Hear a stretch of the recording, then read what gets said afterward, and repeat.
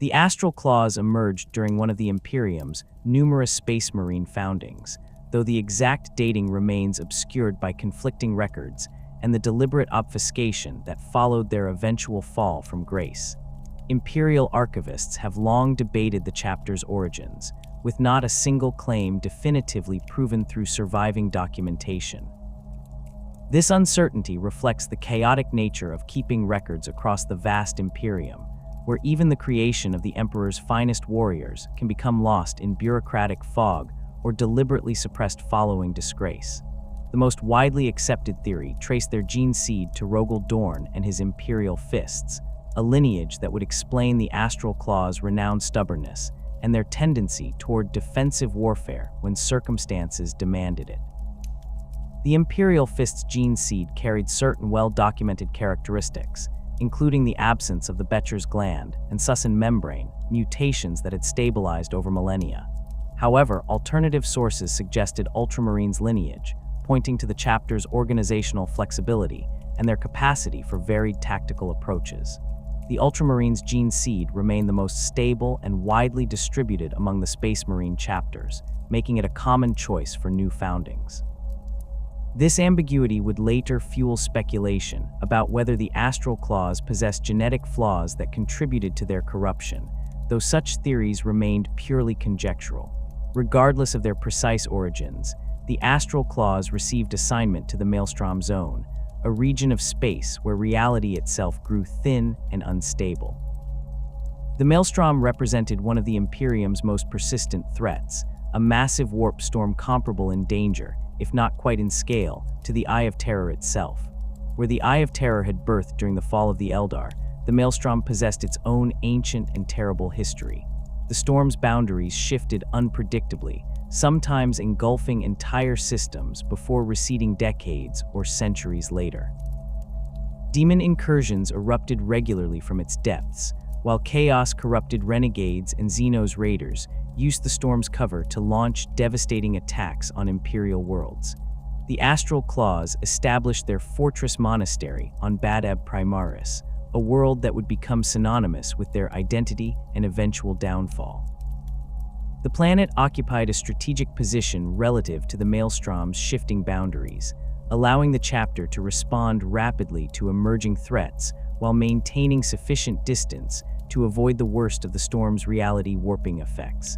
Badab Primaris itself developed into a heavily fortified world under the Astral Claws' stewardship. The chapter transformed the planet's infrastructure, building extensive orbital defenses, ground-based fortifications, and the manufacturing capacity necessary to maintain a Space Marine chapter far from Terra's support.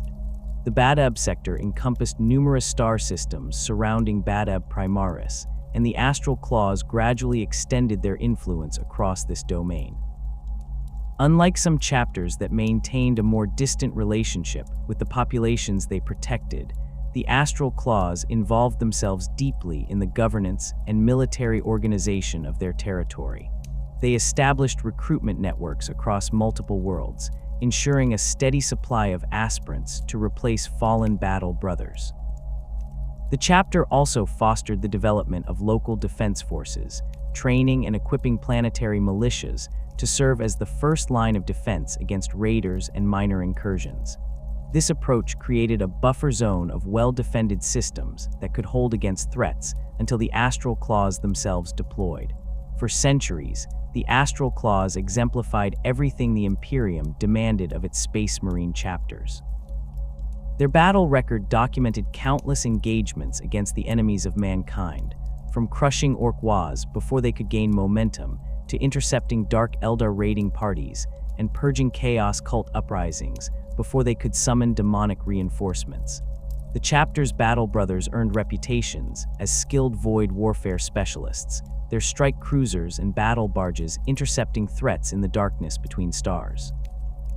They mastered boarding actions, fighting through the cramped corridors of enemy vessels with bolt and blade, leaving nothing but corpses and scuttled hulks in their wake. The Astral Claws also proved adept at planetary assault operations. Their tactical marines demonstrated the flexibility expected of Codex-compliant forces, adapting to diverse combat environments from toxic industrial hive worlds to death world jungles. Their Devastator squads provided overwhelming firepower, while assault marines struck at enemy weak points with precisely timed attacks. The chapter maintained extensive armories of vehicles and war machines, from rhino transports and predator tanks to the revered land raiders that served as mobile fortresses on the battlefield. Among the Astral Claws ranks, one battle brother distinguished himself through exceptional talent and ambition. Lufgt Huron began his service as countless space marines before him, a neophyte who survived the brutal transformation process and emerged as a full battle brother. His early years saw him deployed in standard tactical squads, learning the fundamental arts of war that formed the foundation of Space Marine doctrine. Huron demonstrated not merely competence, but genuine brilliance in combat, his mind processing tactical situations with remarkable speed and clarity. As Huron advanced through the chapter's ranks, his capabilities became increasingly evident to his superiors. He led squads with confidence that bordered on audacity, taking calculated risks that other sergeants might have avoided. His battle brothers followed him without hesitation, recognizing that Huron's aggressive tactics produced results. Enemy commanders found themselves outmaneuvered and overwhelmed by forces that should have been insufficient for victory. Huron possessed an intuitive grasp of enemy psychology, anticipating their responses and exploiting their assumptions. The campaigns that marked Huron's rise covered the full spectrum of threats facing the Maelstrom zone. Against orc invaders, he demonstrated an understanding of greenskin psychology that allowed him to predict where warbosses would commit their forces, positioning his own troops to maximize the impact of Imperial firepower against massed orc charges. When facing more sophisticated Xenos threats, Huron adapted his approach, using feints and misdirection to counter enemies who might otherwise have outmaneuvered less flexible commanders. His encounters with Chaos forces proved particularly significant, as he developed tactics specifically designed to counter the reality warping powers and demonic allies that Chaos Space Marines brought to battle. Huron's promotion to company captain came as no surprise to those who had served alongside him. As a captain, he commanded larger forces and faced more complex strategic challenges. His company earned a reputation for accepting the most dangerous assignments, the operations where success seemed improbable and casualties inevitable. Yet Huron consistently achieved his objectives while preserving his forces far better than pessimistic projections suggested. He understood that Space Marines, for all their superiority, remained a finite resource that should not be squandered needlessly. The transition from company captain to chapter master represented the culmination of Huron's military career within the Astral Claws traditional structure. The selection of a new chapter master involved careful consideration by the chapter's senior leadership, including the Master of Sanctity, the Chief Librarian, and other company captains. Huron's record spoke eloquently in his favor. His tactical achievements had saved countless Imperial lives and preserved worlds that might otherwise have fallen to the Imperium's enemies. His leadership inspired loyalty among the battle brothers who served under him, and his strategic vision extended beyond individual battles to encompass broader campaign objectives. As chapter master, Huron assumed responsibility for the Astral Claws' entire operational doctrine and their relationship with the broader Imperium. He inherited a chapter with proud traditions and an exemplary service record, but he also recognized opportunities for improvement. The Maelstrom Zone presented unique challenges that standard Codex doctrine did not fully address. The unpredictable nature of warp storm activity meant that reinforcements might arrive months late or not at all. Supply lines stretched across vast distances, vulnerable to raider attacks and warp anomalies. The Astral Claws needed greater self-sufficiency and more robust defensive networks to fulfill their mandate effectively. Huron began implementing changes that initially appeared entirely reasonable and consistent with the Astral Claws' mission. He expanded the chapter's recruitment efforts, establishing new training facilities and increasing the throughput of aspirants. He negotiated with local forge worlds and manufactorums to secure additional equipment and ammunition stockpiles. The fortress monastery on Badab Primaris underwent further fortification, its defenses enhanced to withstand even sustained siege by enemy fleets. These improvements drew little attention from Imperial authorities, as they fell within the broad discretionary powers granted to chapter masters operating in frontier regions. The Astral Claws' role as wardens against the Maelstrom demanded constant vigilance. Demonic incursions erupted with terrifying unpredictability, reality tearing open to disgorge horrors from the warp. The chapter maintained rapid response forces permanently ready for deployment, their battle barges positioned to reach threatened systems within days rather than weeks. When demons manifested on Imperial worlds, the Astral Claws struck with overwhelming force, their librarians wielding psychic powers to counter warp entities, while their battle brothers delivered sanctified bolter rounds into demonic flesh. The chapter worked alongside the Inquisition on numerous occasions, their knowledge of the Maelstrom's peculiarities proving invaluable to inquisitors investigating chaos activity in the region. The surrounding sectors came to depend heavily on the Astral Claws' presence.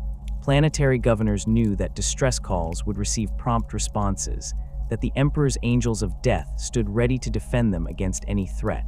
This reliability fostered deep loyalty among the populations under the chapter's protection, a bond that extended beyond mere gratitude into genuine reverence. Shrines to the Astral Claws appeared on worlds throughout the Badab sector, and citizens spoke of the chapter's battle brothers as saviors and heroes. Such veneration, while not uncommon for space marines, reached particularly intense levels in the Maelstrom zone, where the alternatives to Imperial protection involved enslavement, consumption, or damnation. Under Huron's leadership, the Astral Claws reached the zenith of their power and influence. The chapter's strength exceeded the nominal 1,000 battle brothers that the Codex Astartes prescribed, though such variations were not unprecedented among chapters operating in particularly hazardous regions. Their fleet had grown to include multiple battle barges and numerous strike cruisers, supported by escorts and auxiliary vessels. The chapter's armories contained sufficient equipment to wage extended campaigns without resupply, and their fortress monastery could withstand attacks that would overwhelm lesser installations. The Maelstrom dominated the galactic southeast, a roiling wound in reality that had plagued the Imperium since time immemorial. This massive warp storm stretched across thousands of light years, its boundaries constantly shifting and pulsing with malevolent energy. Unlike the Eye of Terror, which had torn open during the catastrophic birth of Slaanesh and the fall of the Eldar, the Maelstrom's origins remained obscured by conflicting accounts and ancient legends. Some Imperial scholars attributed its creation to Xeno's activity during the Dark Age of technology, while others pointed to cataclysmic warp disturbances that predated human expansion into the stars. Regardless of its genesis, the Maelstrom had grown into the second largest warp anomaly in the galaxy, exceeded in size and malevolence only by the Eye of Terror itself. The storm's behavior defied predictable patterns. Imperial observers had documented cycles of expansion and contraction spanning centuries, during which the Maelstrom would swell outward to consume star systems that had enjoyed decades of relative stability, only to recede years or centuries later, sometimes leaving those same systems intact but fundamentally altered. Worlds that had vanished into the storm occasionally re-emerged, their populations either extinct or transformed into something no longer recognizably human. The temporal distortions within the Maelstrom meant that ships entering the storm might experience mere hours while decades passed in real space, or conversely, crews might age years during journeys that should have taken days. The Maelstrom served as a haven for every enemy of mankind. Chaos Space Marine warbands established fortress worlds within the storm's embrace, their bases protected by the same warp phenomena that made Imperial retaliation nearly impossible. These renegades launched raids from the Maelstrom's depths, their fleets emerging without warning to strike at Imperial shipping lanes and vulnerable worlds before retreating back into the storm's protection. Dark Eldar cabals used the Maelstrom's warp currents to mask their approach vectors, appearing from webway portals near the storm's edge to conduct slave raids before vanishing. Orc warbands thrived in the anarchic conditions, their ramshackle fleets somehow navigating the warp turbulence that would destroy more sophisticated vessels. Even minor Xeno species found refuge within the Maelstrom, building hidden enclaves where they could survive away from Imperial extermination fleets. The strategic implications of the Maelstrom's existence created a permanent military crisis for the Imperium. The storm sat astride crucial shipping lanes that connected the Ultima Segmentum with the Segmentum Solar. Trade vessels carrying vital supplies needed to navigate around the Maelstrom's boundaries, adding weeks or months to journey times and increasing exposure to pirate attacks. Naval patrol routes stretched thin, attempting to cover the vast perimeter where raiders might emerge. The Administratum calculated that the Maelstrom's existence cost the Imperium billions of thrones annually in lost trade, military expenditure, and the economic output of worlds destroyed or depopulated by attacks. Dozens of sectors rimmed the Maelstrom, each facing unique threats based on their proximity to the storm and local conditions. The Badab sector occupied a particularly vulnerable position, situated where the Maelstrom's expansion cycles had historically reached their furthest extent. Planetary governors in the region maintained constant vigilance. Their defense forces drilled endlessly for the day when chaos raiders would appear in their skies. The psychological strain on these populations ran deep. Citizens lived knowing that demons might tear through reality at any moment, that Chaos Space Marines could descend upon their cities, that their entire civilization might vanish into the warp without warning or hope of rescue. The Imperium's response to this existential threat involved dedicating substantial military resources to containing the Maelstrom's dangers. The Imperial Navy maintained battle fleets positioned around the storm's perimeter, their capital ships ready to intercept enemy forces attempting to break out into real space. These fleets operated under enormous strain, their crews spending years in the void with minimal shore leave, constantly alert for threats that might materialize anywhere along thousands of light years of frontier. The Navy's logistical requirements for maintaining this cordon consumed vast quantities of supplies, from munitions and fuel to food and replacement personnel. The Space Marines represented the Imperium's most potent defensive asset against Maelstrom threats. Multiple chapters received assignments to the region, their fortress monasteries established on worlds chosen for strategic value. These chapters formed an informal coalition known as the Maelstrom Warders, though this designation carried no official status within Imperial hierarchy. The Warders concept emerged organically from practical necessity rather than deliberate organization. Chapter masters recognized that coordinating their responses to major threats produced better results than independent action, and over time, protocols developed for sharing intelligence and coordinating campaign objectives. The Astral Claws served as the most prominent chapter among the Maelstrom Warders, their position on Badab Primaris, and their extensive involvement in regional governance, giving them a natural leadership role. The Mantis Warriors maintained their fortress monastery on Othika, a world covered in dense jungle, where the chapter recruited from tribes that had survived millennia of warfare against native predators. The Lamenters, cursed by persistent misfortune stemming from their 21st founding origins, nonetheless served with distinction despite suffering casualty rates that would have broken lesser chapters. The Executioners brought their brutal close-quarters combat doctrine to bear against enemies, their battle brothers favoring axes and power weapons over ranged warfare. Several other chapters maintained smaller presences in the region, contributing strike forces when major threats emerged, while focusing their primary attention on other operational theaters. Coordinating these autonomous chapter forces presented significant challenges. Each chapter master answered only to the Emperor and their own conscience, with no formal chain of command linking them to their fellow warders. The Codex Astartes provided general guidelines for Space Marine organization and doctrine, but individual chapters interpreted these guidelines according to their own traditions and circumstances. The Mantis Warriors specialized in rapid strike operations and guerrilla warfare, their tactics refined through generations of jungle fighting. The Executioners favored direct assault, their companies trained to close with enemies and destroy them in brutal melee combat. The Lamenters maintained Codex Standard organization despite their misfortunes, their tactical flexibility allowing them to adapt to varied combat situations. Differences in chapter culture and philosophy sometimes created friction within the Warders' coalition. The Astral Claws' increasing involvement in secular governance struck some chapters as inappropriate, a deviation from the Space Marines' proper role as warriors rather than administrators. Other chapters viewed the Astral Claws' recruitment expansion with suspicion, questioning whether Huron's ambitions extended beyond defending the Imperium. These tensions remained largely contained during the Astral Claws' loyal service, manifesting as occasional disagreements during strategic planning sessions rather than open conflict.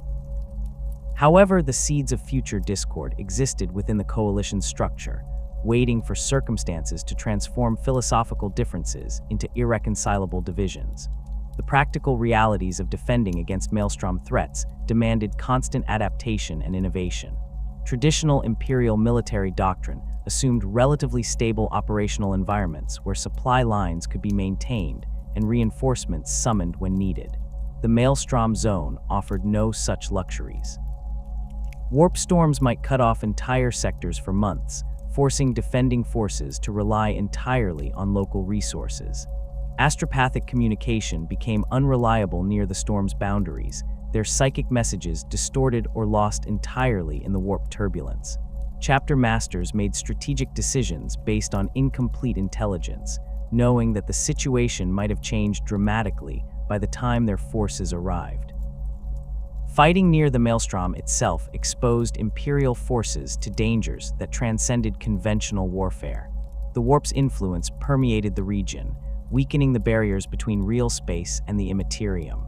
Psychers reported constant pressure against their mental defenses, the whispers of demons audible even when no incursion had manifested. Navigators found their task complicated by warp currents that shifted unpredictably, sometimes flowing in directions that violated normal space-time geometry. Ships that ventured too close to the storm's edge risked catastrophic gellar field failures, their crews consumed by demonic entities that poured through the breaches. Planetary environments near the Maelstrom exhibited warp taint that manifested in numerous ways. Some worlds experienced reality fluctuations, where physical laws became inconsistent, gravity varying randomly or time flowing at different rates in different locations. Vegetation on these planets sometimes displayed mutations that suggested demonic influence, plants growing in impossible geometries or exhibiting predatory behaviors beyond normal evolutionary development. Animal life evolved in disturbing directions, creatures developing extra limbs, psychic sensitivity, or appetites for substances that should have been toxic. Human populations exposed to prolonged warp taint showed increased mutation rates, requiring constant vigilance from planetary authorities to identify and purge corrupted individuals before they could spread their taint. Demonic manifestations occurred with alarming frequency throughout the Maelstrom zone. Lesser demons might appear spontaneously when warp energy concentrations reached critical levels, their forms coalescing from raw chaos to terrorize populations before Imperial forces could respond. These entities ranged from bloodletters of Khorne, their hellblades eager for mortal blood, to plague-bearers of Nurgle-spreading disease wherever they shambled, to pink horrors of Tzeentch cackling as they hurled warp fire at their victims. Greater demons occasionally breached into real space during particularly severe warp storms, their presence warping reality around them and requiring sustained military operations to banish. The psychological toll on defenders accumulated relentlessly. Imperial Guard regiments stationed near the Maelstrom suffered elevated rates of mental breakdown, their soldiers cracking under the constant stress of facing supernatural threats while surrounded by evidence of the warp's corrupting influence. Commissars executed deserters and the mentally compromised with grim regularity, their bolt pistols administering the Emperor's justice to those who could no longer serve. Even Space Marines, whose psychological conditioning far exceeded normal human capacity, felt the strain of endless vigilance against enemies that violated reason and natural law. The Astral Claws adapted to these conditions through centuries of experience. Their librarians developed specialized techniques for detecting warp anomalies before they escalated into full incursions, their psychic senses attuned to the subtle fluctuations that preceded demonic manifestations. The chapter's chaplains maintained constant spiritual oversight of their battle brothers, watching for any signs of corruption or weakness that might provide openings for chaos influence. Apothecaries screened recruits with particular care, rejecting aspirants who showed even minor genetic deviations that might indicate warp taint in their bloodlines. These precautions allowed the Astral Claws to operate in close proximity to the Maelstrom, while maintaining their purity and combat effectiveness. The isolation experienced by Maelstrom's own defenders extended beyond physical distance from Terra and the Imperium's core. These forces fought knowing that reinforcements might never arrive, that distress calls might not penetrate the warp interference, that they stood alone against threats capable of destroying entire civilizations. This isolation fostered tight bonds between defending forces and the populations they protected. Planetary governors developed personal relationships with Space Marine chapter masters, understanding that their world's survival depended on maintaining good relations with the Imperium's Angels of Death. Common citizens viewed Space Marines with reverence that bordered on worship, seeing them as literal saviors standing between humanity and annihilation. The Maelstrom's unpredictable expansion cycles created additional strategic complications. Imperial authorities maintained extensive records of the storm's historical boundaries, attempting to identify patterns that might allow prediction of future expansions. These efforts achieved limited success. While certain cycles appeared to repeat over millennia-long timescales, shorter-term fluctuations defied prediction. A sector that had remained stable for centuries might suddenly find itself engulfed by the storm's expansion, its worlds cut off from Imperial support and exposed to the full horror of warp immersion. Conversely, the storm's contraction sometimes revealed worlds thought lost forever, though these rediscovered systems rarely retained anything worth salvaging. The Badab sector's position relative to these expansion cycles had shaped its development over millennia. Historical records documented multiple occasions when the Maelstrom had reached toward Badab Primaris, stopping just short of consuming the system before receding. These near misses reinforced the sector's importance as a defensive bulwark. If Badab fell, the storm's next expansion might reach dozens of systems further into Imperial space, potentially threatening major trade routes and heavily populated worlds. The Astral Claws understood this responsibility intimately, their entire existence justified by their role in preventing such catastrophes. Lufgt Huron's transformation from loyal servant of the Imperium into the architect of secession occurred gradually, driven by accumulated frustrations that grew more acute with each passing year.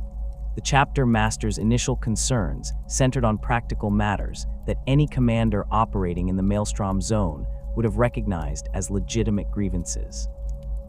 The Administratum's bureaucratic machinery ground slowly even in the best circumstances, but for forces stationed on the Imperium's frontiers, dealing with Terra's administrative apparatus became an exercise in maddening futility.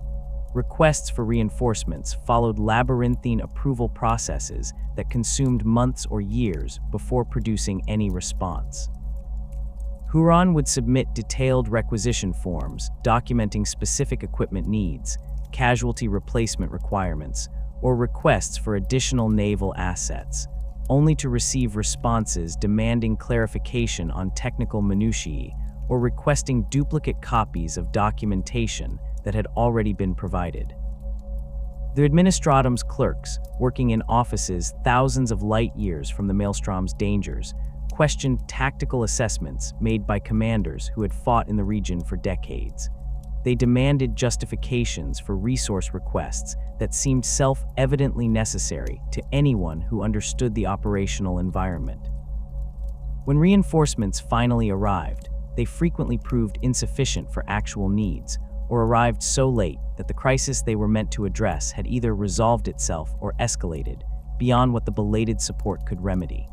Naval vessels promised to bolster the Badab sector's defensive fleets might appear years after the request, their crews unfamiliar with Maelstrom zone operational procedures and requiring extensive training before they could contribute effectively. Equipment shipments arrived with critical components missing, forcing the Astral Claws tech marines to improvise repairs or modifications using whatever materials they could scavenge locally. Ammunition resupply convoys sometimes contained ordnance incompatible with the chapter's weapon systems, the result of clerical errors made by officials who had never witnessed combat and possessed only theoretical knowledge of military logistics. The resource allocation decisions emerging from Terra struck Huron as fundamentally disconnected from strategic reality. The High Lords of Terra distributed the Imperium's military assets according to their own priorities, which increasingly seemed to favor politically important sectors over strategically critical ones. Regions closer to Terra received disproportionate attention and resources, their defenders enjoying reliable supply lines and prompt reinforcement, while frontier zones like the Maelstrom received what amounted to leftovers from more favored commands. Huron watched as chapters operating in relatively stable sectors received equipment upgrades and fleet expansions, while the Maelstrom warders struggled with aging vessels and depleted armories. The apparent disregard for the Maelstrom zone's strategic importance particularly infuriated Huron. The storm represented an existential threat to dozens of sectors and millions of Imperial worlds, yet Terra's response remained reactive rather than proactive. The High Lords seemed content to maintain minimal defensive forces around the Maelstrom's perimeter, gambling that the existing chapters and naval assets could contain whatever threats emerged. This approach ignored the reality that every major chaos incursion from the Maelstrom cost Imperial lives and resources that could have been preserved through more robust preventive measures. Huron calculated that investing additional forces in the region would reduce overall Imperial casualties and economic losses, but his strategic assessments disappeared into Terra's bureaucratic maze without producing any meaningful response. The breaking point came not from a single catastrophic failure, but from the accumulated weight of countless smaller frustrations. Huron began to question the fundamental premise underlying Imperial governance of frontier regions. The Imperium's administrative structure assumed that centralized control from Terra represented the most efficient system for managing humanity's vast stellar empire. This assumption might have held validity in the Imperium's core sectors, where astropathic communication functioned reliably and warp travel followed relatively predictable routes. In the Maelstrom zone, where communication delays stretched for months and warp storms could isolate entire sectors without warning, centralized control became a liability rather than an asset.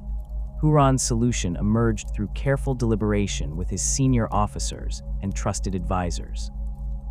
The Astral Claws would implement what Huron termed a temporary reallocation of resources to address immediate defensive needs, with the understanding that proper accounting would occur once the strategic situation stabilized. In practice, this meant withholding the gene seed tithes that chapters were required to send to Terra for storage and future founding purposes. The Adeptus Mechanicus maintained vast repositories of gene seed from all loyal chapters, insurance against catastrophic losses that might require rebuilding a chapter from preserved genetic material. Huron reasoned that the Astral Claws needed their gene seed more urgently than distant repositories that might never use it. Each withheld tithe allowed the chapter to create additional battle brothers, expanding their strength beyond Codex prescribed limits to meet the Maelstrom's relentless demands. The taxation system Huron established across the Badab sector represented a more dramatic deviation from Imperial norms. Planetary governors owed tithes to Terra, their world's production allocated according to administratum assessments that theoretically balanced each planet's capacity against the Imperium's overall needs. These tithes took various forms depending on each world's primary output. Agricultural worlds shipped food, industrial worlds provided manufactured goods or raw materials, and hive worlds contributed manpower for the Imperial Guard. The tithe system functioned as the economic foundation, supporting the Imperium's military forces and administrative apparatus, and any disruption to tithe collection threatened the entire structure. Huron began intercepting these tithes before they could leave the Badab sector. He justified this action as necessary for local defense improvements, arguing that resources spent on shipping goods to Terra could be more effectively employed strengthening the sector's fortifications and military capabilities.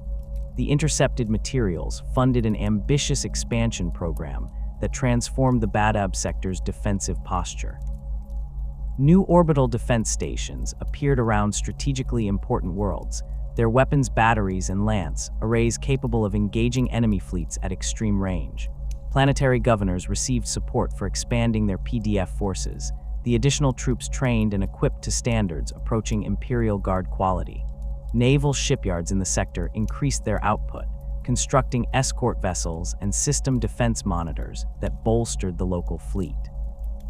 The Astral Claws themselves benefited substantially from this resource reallocation.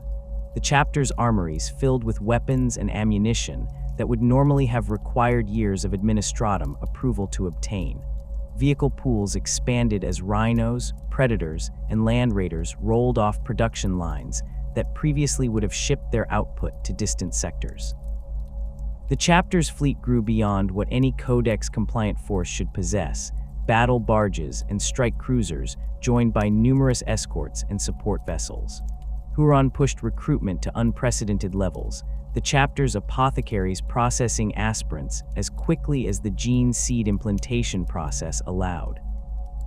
The Astral Claws' strength swelled past 1,500 battle brothers, then approached 2,000, numbers that would have alarmed Imperial authorities had they known the true extent of the expansion. This growth required justification that went beyond simple military necessity. Huron developed a comprehensive philosophical framework explaining why the Badab sector's quasi-independence served the Imperium's broader interests better than continued subservience to Terra's distant authority. His arguments drew on historical precedents and practical observations about Imperial governance that resonated with many who had experienced the administratum's failures firsthand. The core premise held that the Imperium had grown too vast for effective centralized control. The Emperor's original vision, Huron argued, had been corrupted by bureaucrats who prioritized their own authority over practical governance. During the Great Crusade, the Emperor had granted his Space Marine legions and their Primarchs enormous autonomy, trusting them to conquer and administer vast regions of space according to their own judgment. The Primarchs had not required approval from Terra for every tactical decision or resource allocation.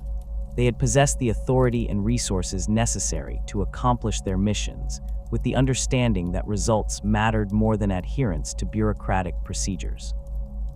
The current Imperium's administrative structure, Huron contended, represented a degradation from that more effective model. The Codex Astartes had deliberately fragmented the Space Marine legions into smaller chapters to prevent any single commander from wielding the power that the Primarchs had possessed. This fragmentation served political purposes, reducing the threat that Space Marines might pose to Terra's civilian authorities, but it also reduced military effectiveness. A 1,000-strong chapter possessed far less strategic flexibility than a legion of tens of thousands, and the prohibition against chapters cooperating too closely prevented the kind of coordinated campaigns that had characterized the Great Crusade. Frontier regions suffered particularly acutely from this system's limitations. Terra's bureaucrats could not effectively assess threats or allocate resources for regions they barely understood, where conditions changed faster than reports could reach the administratum's offices. Local commanders possessed the knowledge and expertise to make sound strategic decisions, but they lacked the authority to implement those decisions without seeking approval from officials who might take years to respond. This disconnect between knowledge and authority created a dysfunctional system where the people best positioned to solve problems could not act, while those with decision-making authority lacked the information necessary to make informed choices. Huron proposed that regional autonomy represented the solution to this dysfunction. If frontier sectors possessed the authority to manage their own defense and resource allocation, they could respond to threats with appropriate speed and force. Local commanders who understood their operational environment could make tactical and strategic decisions without waiting for Terra's approval. Resources generated within a region could be employed for that region's defense rather than being shipped across the galaxy to support distant sectors that might face lesser threats. This approach would not constitute rebellion against the Emperor or rejection of imperial unity, but rather a return to the more effective governance model that had served humanity during its greatest period of expansion. The philosophical justification extended to questions of loyalty and duty. Huron argued that true loyalty to the Emperor meant ensuring humanity's survival and prosperity, not blindly following orders from bureaucrats who had never faced the enemies threatening the Imperium's frontiers. The Emperor had created the Space Marines as warriors and leaders, beings capable of independent judgment and strategic thinking. Reducing them to mere executors of Terra's commands wasted their potential and dishonored the Emperor's design. A chapter master who recognized that Terra's orders would lead to unnecessary deaths and territorial losses had a duty to disobey those orders, just as a squad sergeant would disobey a suicidal command from an incompetent officer. The Badab sector's transformation into a quasi-independent realm proceeded through carefully orchestrated steps that gradually consolidated Huron's authority while presenting a facade of continued imperial loyalty. The chapter master established formal governance structures that placed him at the apex of both military and civilian hierarchies. Planetary governors throughout the sector found themselves answering to Huron rather than distant administratum officials, their authority now derived from the tyrant of Badab rather than Terra's bureaucrats. This title, which Huron adopted without apparent irony, reflected his consolidation of absolute power within the sector, while simultaneously serving as a deliberate provocation to imperial authorities who might question his actions. The annexation of neighboring systems expanded the Badab sector's boundaries and resource base. Huron identified strategically valuable worlds that nominally belonged to adjacent sectors, but whose defensive needs were better served by incorporation into his growing domain. Some planetary governors accepted this annexation willingly, recognizing that Huron's protection offered more security than they could expect from their nominal overlords. Others required persuasion, which the Astral Claws provided through demonstrations of military force that stopped just short of actual conquest. A battle barge in orbit and a company of Space Marines on the surface proved remarkably effective at convincing reluctant governors that their interests aligned with Huron's vision. The Maelstrom Warder's other chapters watched these developments with growing unease. The Mantis Warriors maintained closer ties to Huron than most, their chapter master recognizing the practical benefits of the tyrant's resource reallocation and sharing some of his frustrations with imperial bureaucracy. The Lamenters, despite their own grievances against an Imperium that seemed to view their chapter as cursed and expendable, remained more cautious about openly defying Terra's authority. The Executioners kept their distance, their chapter master uncomfortable with Huron's increasing involvement in secular governance and the quasi-imperial authority he was accumulating.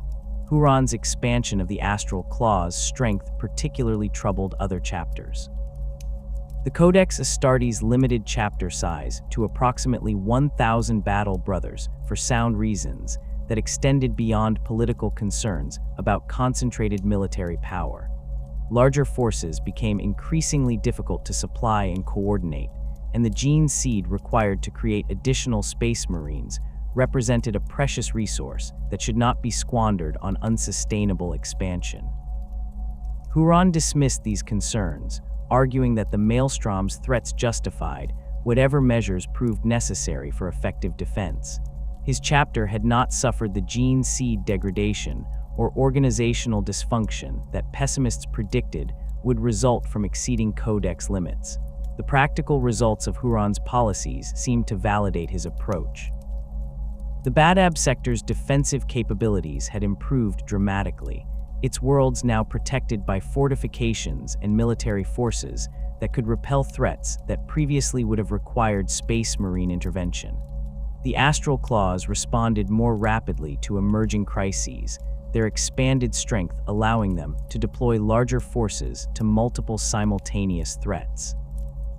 Chaos raids that might have devastated poorly defended worlds now met overwhelming resistance, the raiders either destroyed or driven back into the Maelstrom before they could inflict significant damage. Planetary governors reported increased economic prosperity as resources that would have been shipped to Terra remained in the sector, funding infrastructure improvements and industrial expansion. Yet beneath this apparent success, fundamental problems festered. The withheld tithes had not gone unnoticed by the administratum, whose clerks eventually identified the discrepancies between expected and received revenues from the Badab sector. Initial inquiries received dismissive responses from Huron, who claimed administrative errors or warp storm disruptions had delayed shipments that would arrive eventually. When pressed more firmly, Huron's responses grew more defiant, his communications taking on an increasingly hostile tone toward officials he viewed as parasitic bureaucrats contributing nothing to humanity's defense, while demanding resources from those actually fighting the Imperium's wars. The Adeptus Mechanicus noticed the missing gene seed tithes and raised concerns with both the administratum and elements within the Inquisition. Gene seed represented sacred genetic material derived from the Emperor's own work, and its proper management fell under the Mechanicus's purview as part of their ancient compact with the Space Marines. Huron's refusal to provide the required tithes suggested either catastrophic gene seed losses that the chapter was concealing or deliberate expansion beyond authorized limits. Either possibility warranted investigation and potential intervention. The Imperium's initial response to Huron's defiance reflected the characteristic lethargy of its bureaucratic apparatus. Reports of withheld tithes and missing gene seed first reached Terra's administrative centers in the late 890s of the 41st millennium, but these reports disappeared into the vast machinery of the administratum, where countless similar discrepancies awaited processing. Minor tithe shortfalls occurred regularly across the Imperium's million worlds, usually explained by clerical errors, warp storm disruptions, or temporary economic difficulties. The Badab sector's position near the Maelstrom provided ready justification for delayed shipments, and initial inquiries accepted Huron's explanations without demanding immediate corrective action. The administratum's investigators eventually recognized that the Badab situation represented something more serious than routine administrative irregularities.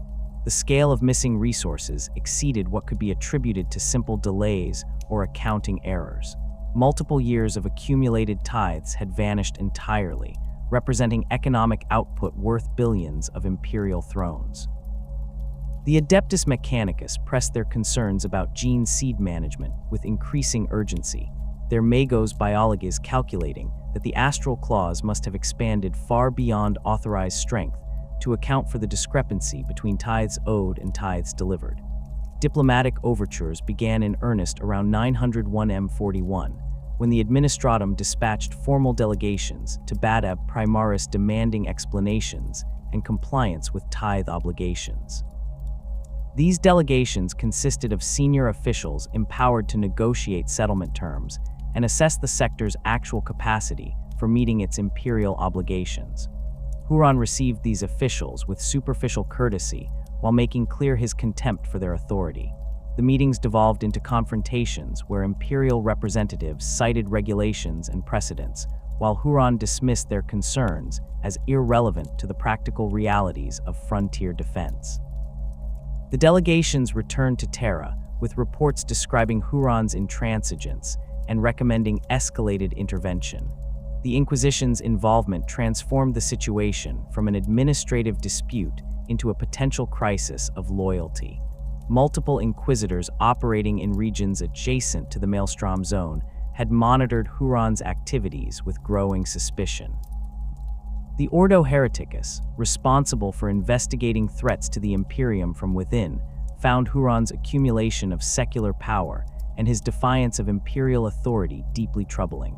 Inquisitors dispatched agents to the Badab sector to gather intelligence about the Astral Claws' actual strength, their fortifications, and the extent of local support for Huron's regime. These investigations revealed a situation far worse than Terra had understood. The Astral Claws had expanded to nearly 3,000 battle brothers, triple the Codex prescribed strength, and representing a military force comparable to some of the smaller Space Marine legions of the Great Crusade era. The chapter's fleet had grown proportionally, its battle barges and strike cruisers supported by numerous escorts and auxiliary vessels that gave Huron naval superiority throughout the Badab sector. Planetary defenses throughout the region had been fortified to standards that would require sustained siege operations to overcome. Most concerning, the local population demonstrated fanatical loyalty to Huron, viewing him as their savior and protector against an Imperium that had abandoned them to the Maelstrom's horrors. The Inquisition's findings prompted formal censure proceedings. A conclave of inquisitors reviewed the evidence and concluded that Huron's actions constituted serious violations of Imperial law that could not be resolved through negotiation. The censure document detailed the charges: unlawful expansion of chapter strength beyond codex limits, withholding of gene seed tithes owed to the Adeptus Mechanicus, interception of planetary tithes destined for Terra, unauthorized annexation of systems belonging to neighboring sectors, and establishment of an independent military fiefdom in defiance of proper Imperial authority. The censure demanded immediate corrective action, including disbandment of forces exceeding authorized chapter strength, payment of all accumulated tithes with interest penalties, and submission to inquisitorial oversight of future operations. Huron's response to the censure arrived in the form of a declaration that shocked even those who had anticipated his defiance. The Tyrant of Badab rejected the Inquisition's authority to dictate terms to a Space Marine chapter master operating in defense of the Imperium's interests. He characterized the censure as the product of corrupt bureaucrats more concerned with preserving their own power than ensuring humanity's survival. The declaration asserted the Badab sector's right to self-governance under Huron's leadership, claiming that this arrangement served the Emperor's true will better than submission to Terra's decayed administrative apparatus. Most provocatively, Huron announced that any Imperial forces attempting to enforce the censure would be treated as hostile invaders and destroyed accordingly. The declaration of excommunicate traitoris followed inevitably from Huron's defiance. This most severe sanction stripped the Astral Claws of their status as loyal servants of the Imperium, declaring them traitors and heretics who had forsaken the Emperor's light. The declaration authorized any Imperial forces to attack the Astral Claws without warning or mercy, and commanded all loyal citizens to resist Huron's authority by any means available. The excommunicate traitoris carried profound implications beyond its immediate military consequences. Space Marine chapters declared traitor lost their honor and their history, their battle standards burned, and their names struck from Imperial records. The Astral Claws would be hunted across the galaxy until every last traitor had been killed or captured, their gene seed destroyed to prevent any possibility of their legacy continuing. The formation of what Imperial authorities termed the Secessionist Coalition emerged as other chapters made their choices regarding the conflict. The Lamenters faced perhaps the most agonizing decision. Their chapter had suffered centuries of misfortune and casualties that would have destroyed lesser forces, yet they had maintained their loyalty despite receiving minimal support from an Imperium that viewed them as cursed. The Lamenters chapter master recognized that Huron's complaints about Imperial bureaucracy and resource allocation contained substantial truth. The decision to support Huron came not from corruption or ambition, but from a calculated assessment that the Imperium's central authorities had failed in their obligations to frontier defenders. The Lamenters committed their full chapter strength to the secessionist cause, their approximately 300 surviving battle brothers representing a significant military asset despite their depleted numbers. The Mantis Warriors' involvement surprised fewer observers given their long association with Huron and their chapter's pragmatic approach to Imperial regulations. The Mantis Warriors had operated in the Maelstrom zone for centuries, developing their own frustrations with Terra's distant authority. Their chapter master shared Huron's assessment that regional autonomy would improve defensive effectiveness, and the practical benefits of Huron's resource reallocation had already strengthened the Mantis warriors' position. The chapter contributed approximately 800 battle brothers to the secessionist coalition, their expertise in rapid strike operations and guerrilla warfare complementing the Astral Claws' more conventional military strength. The executioners' decision to support Huron came later and more reluctantly than the other secessionist chapters. The executioners maintained a brutal reputation even among Space Marines, their combat doctrine emphasizing close-quarters slaughter and their chapter culture celebrating violence in ways that troubled more Codex-compliant forces. The executioners' chapter master had initially opposed Huron's defiance, arguing that loyalty to the Imperium superseded concerns about administrative efficiency. However, as the conflict escalated and Imperial forces began deploying to the Maelstrom zone, the executioners found themselves pressured to choose sides. Their decision to support the secessionists came from a combination of factors, including existing ties to the other Maelstrom warder chapters, concerns that Imperial victory would result in punitive measures against all chapters that had operated closely with Huron, and pragmatic recognition that the secessionists appeared likely to win any conflict. The executioners contributed approximately 900 battle brothers, though their commitment to the secessionist cause remained more conditional than that of the Lamenters or Mantis warriors. The combined secessionist forces represented a formidable military power. Approximately 5,000 Space Marines operating under unified command with substantial naval assets and fortified positions throughout the Badab sector created a strategic challenge that the Imperium could not resolve through simple overwhelming force. The secessionists controlled the interior lines of communication and supply, their forces able to concentrate rapidly against any Imperial thrust while defending from prepared positions. Huron's strategic acumen and his detailed knowledge of the Maelstrom zone's operational environment gave the secessionists significant advantages over Imperial forces that would be operating far from their bases and navigating unfamiliar territory.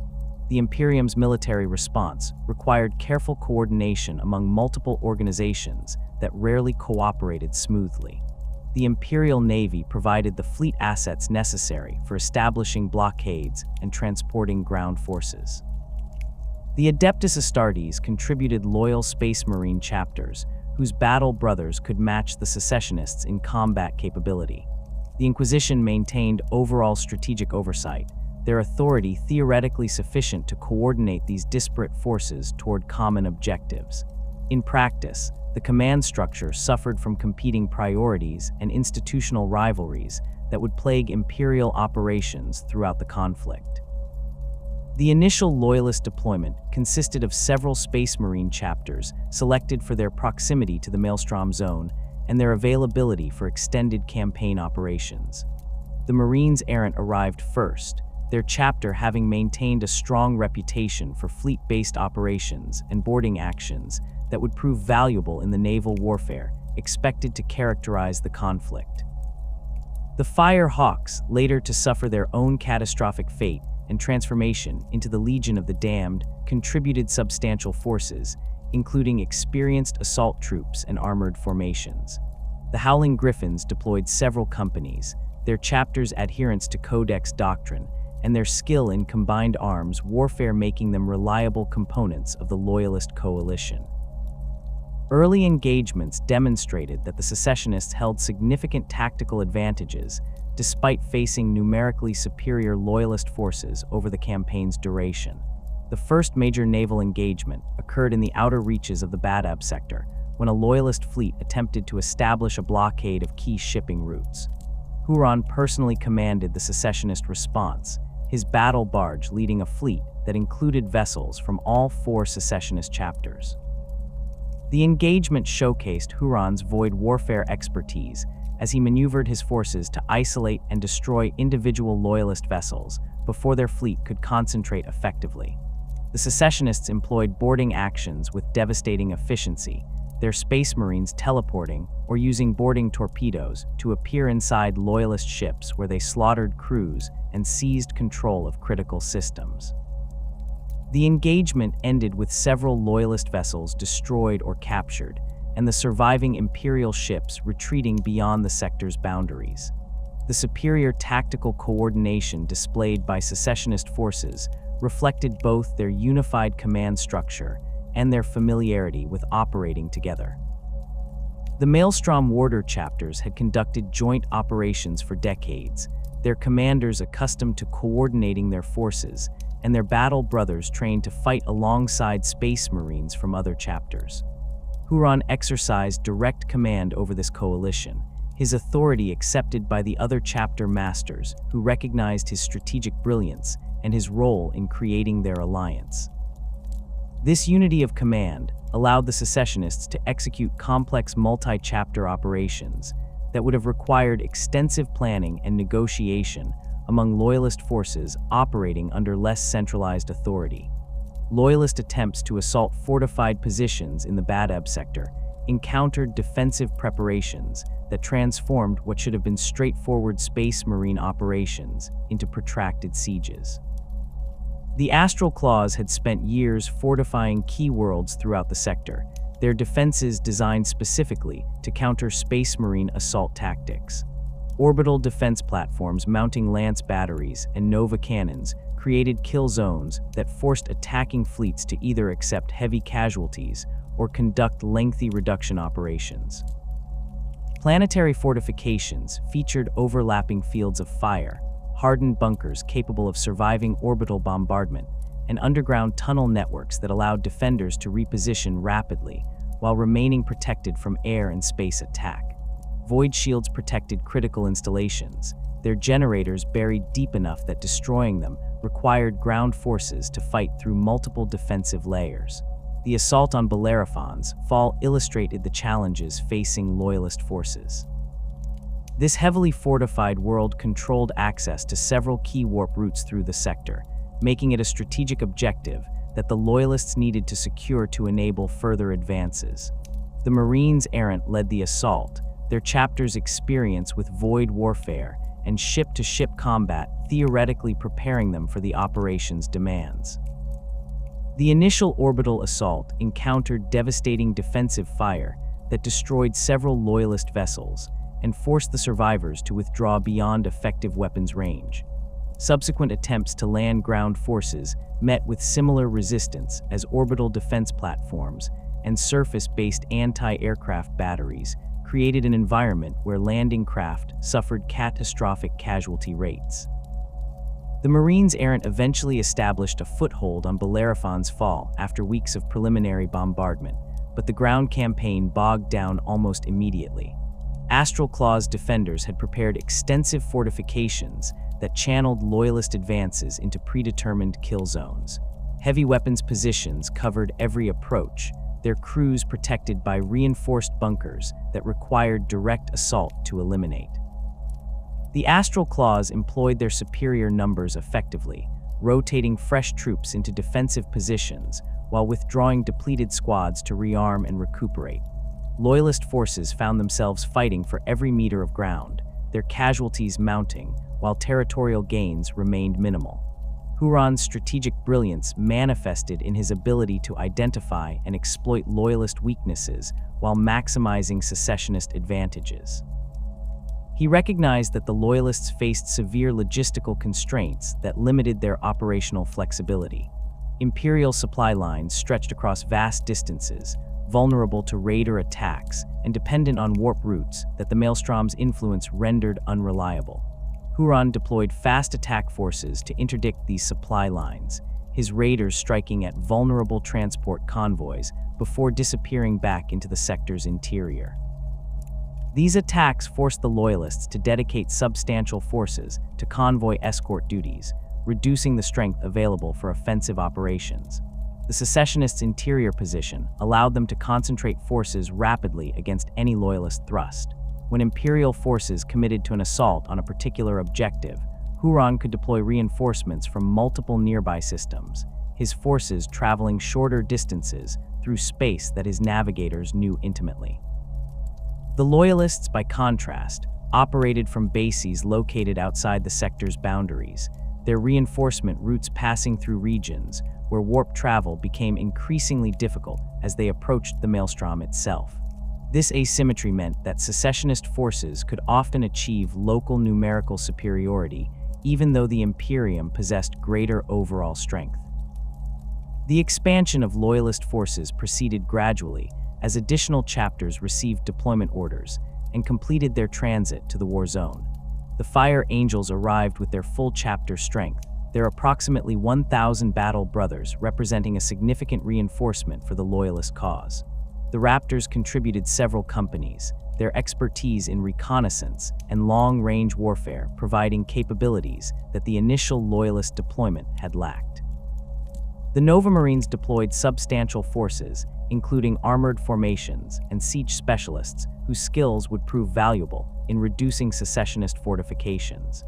Each new arrival required integration into the existing command structure and familiarization with the operational environment, processes that consumed time while the secessionists continued strengthening their positions.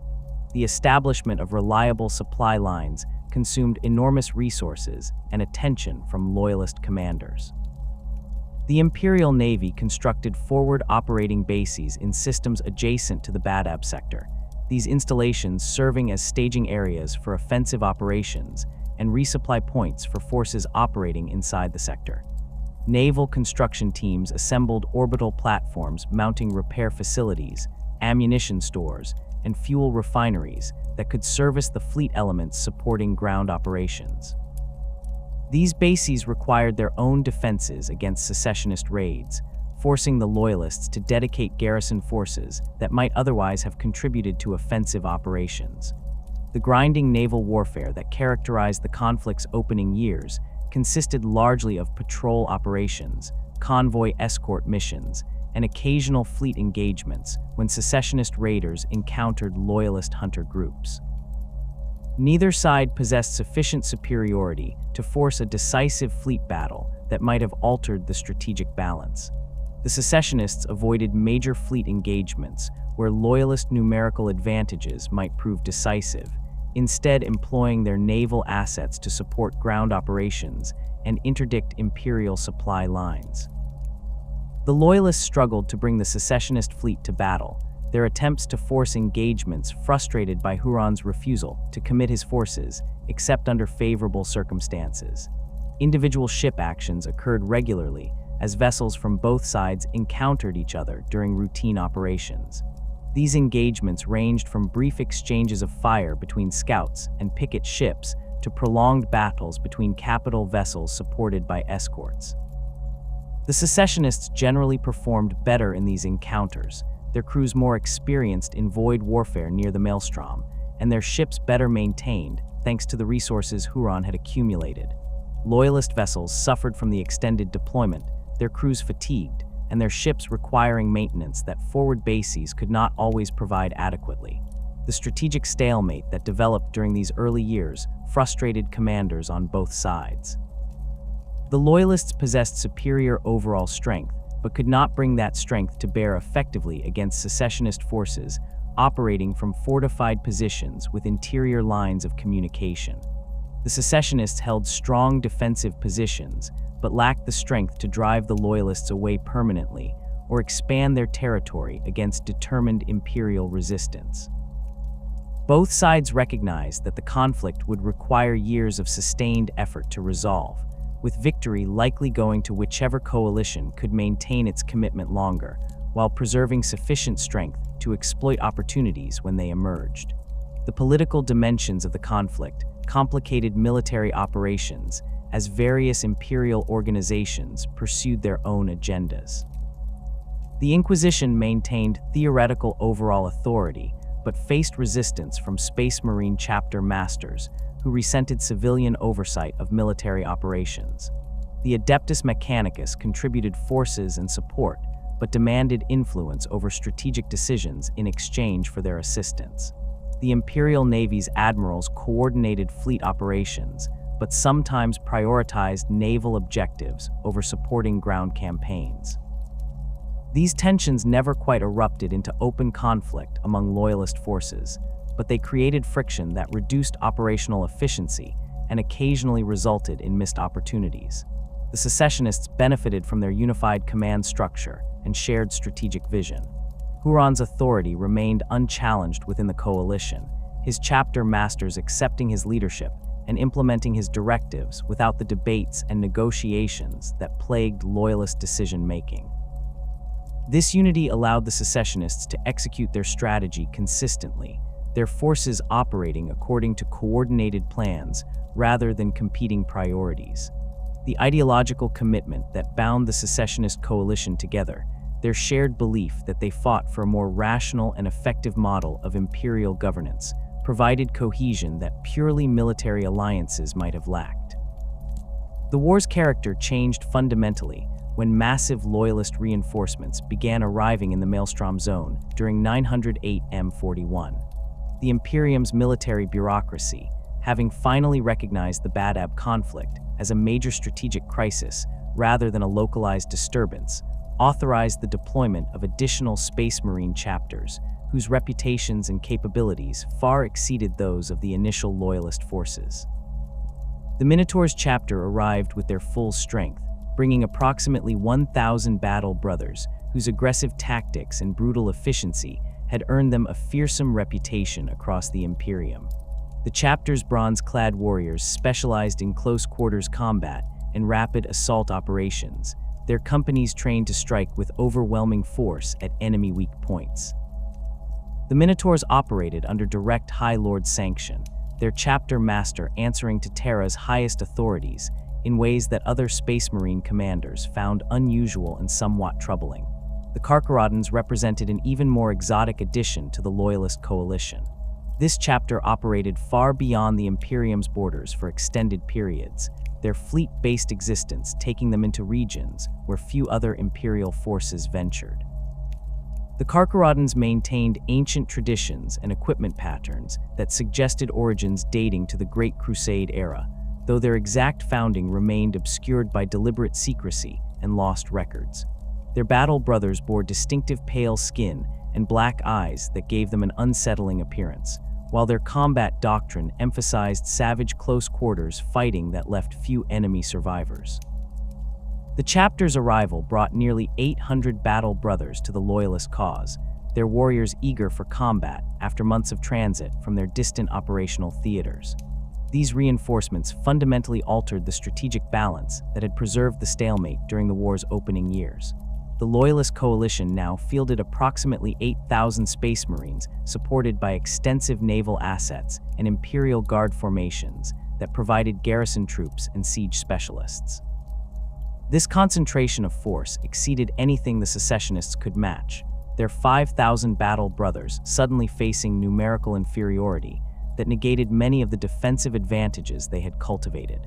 The Minotaurs and Carcharoddans brought fresh troops unburdened by the casualties and fatigue that had accumulated among the initial Loyalist chapters, their warriors arriving at full combat effectiveness and eager to prove themselves against the notorious traitors of Badab. The systematic reduction of secessionist holdings began with operations targeting outlying fortress worlds that had anchored the defensive network Huron had constructed throughout the sector. The Loyalists identified key systems whose loss would create gaps in secessionist defenses and disrupt the supply networks that sustained their war effort.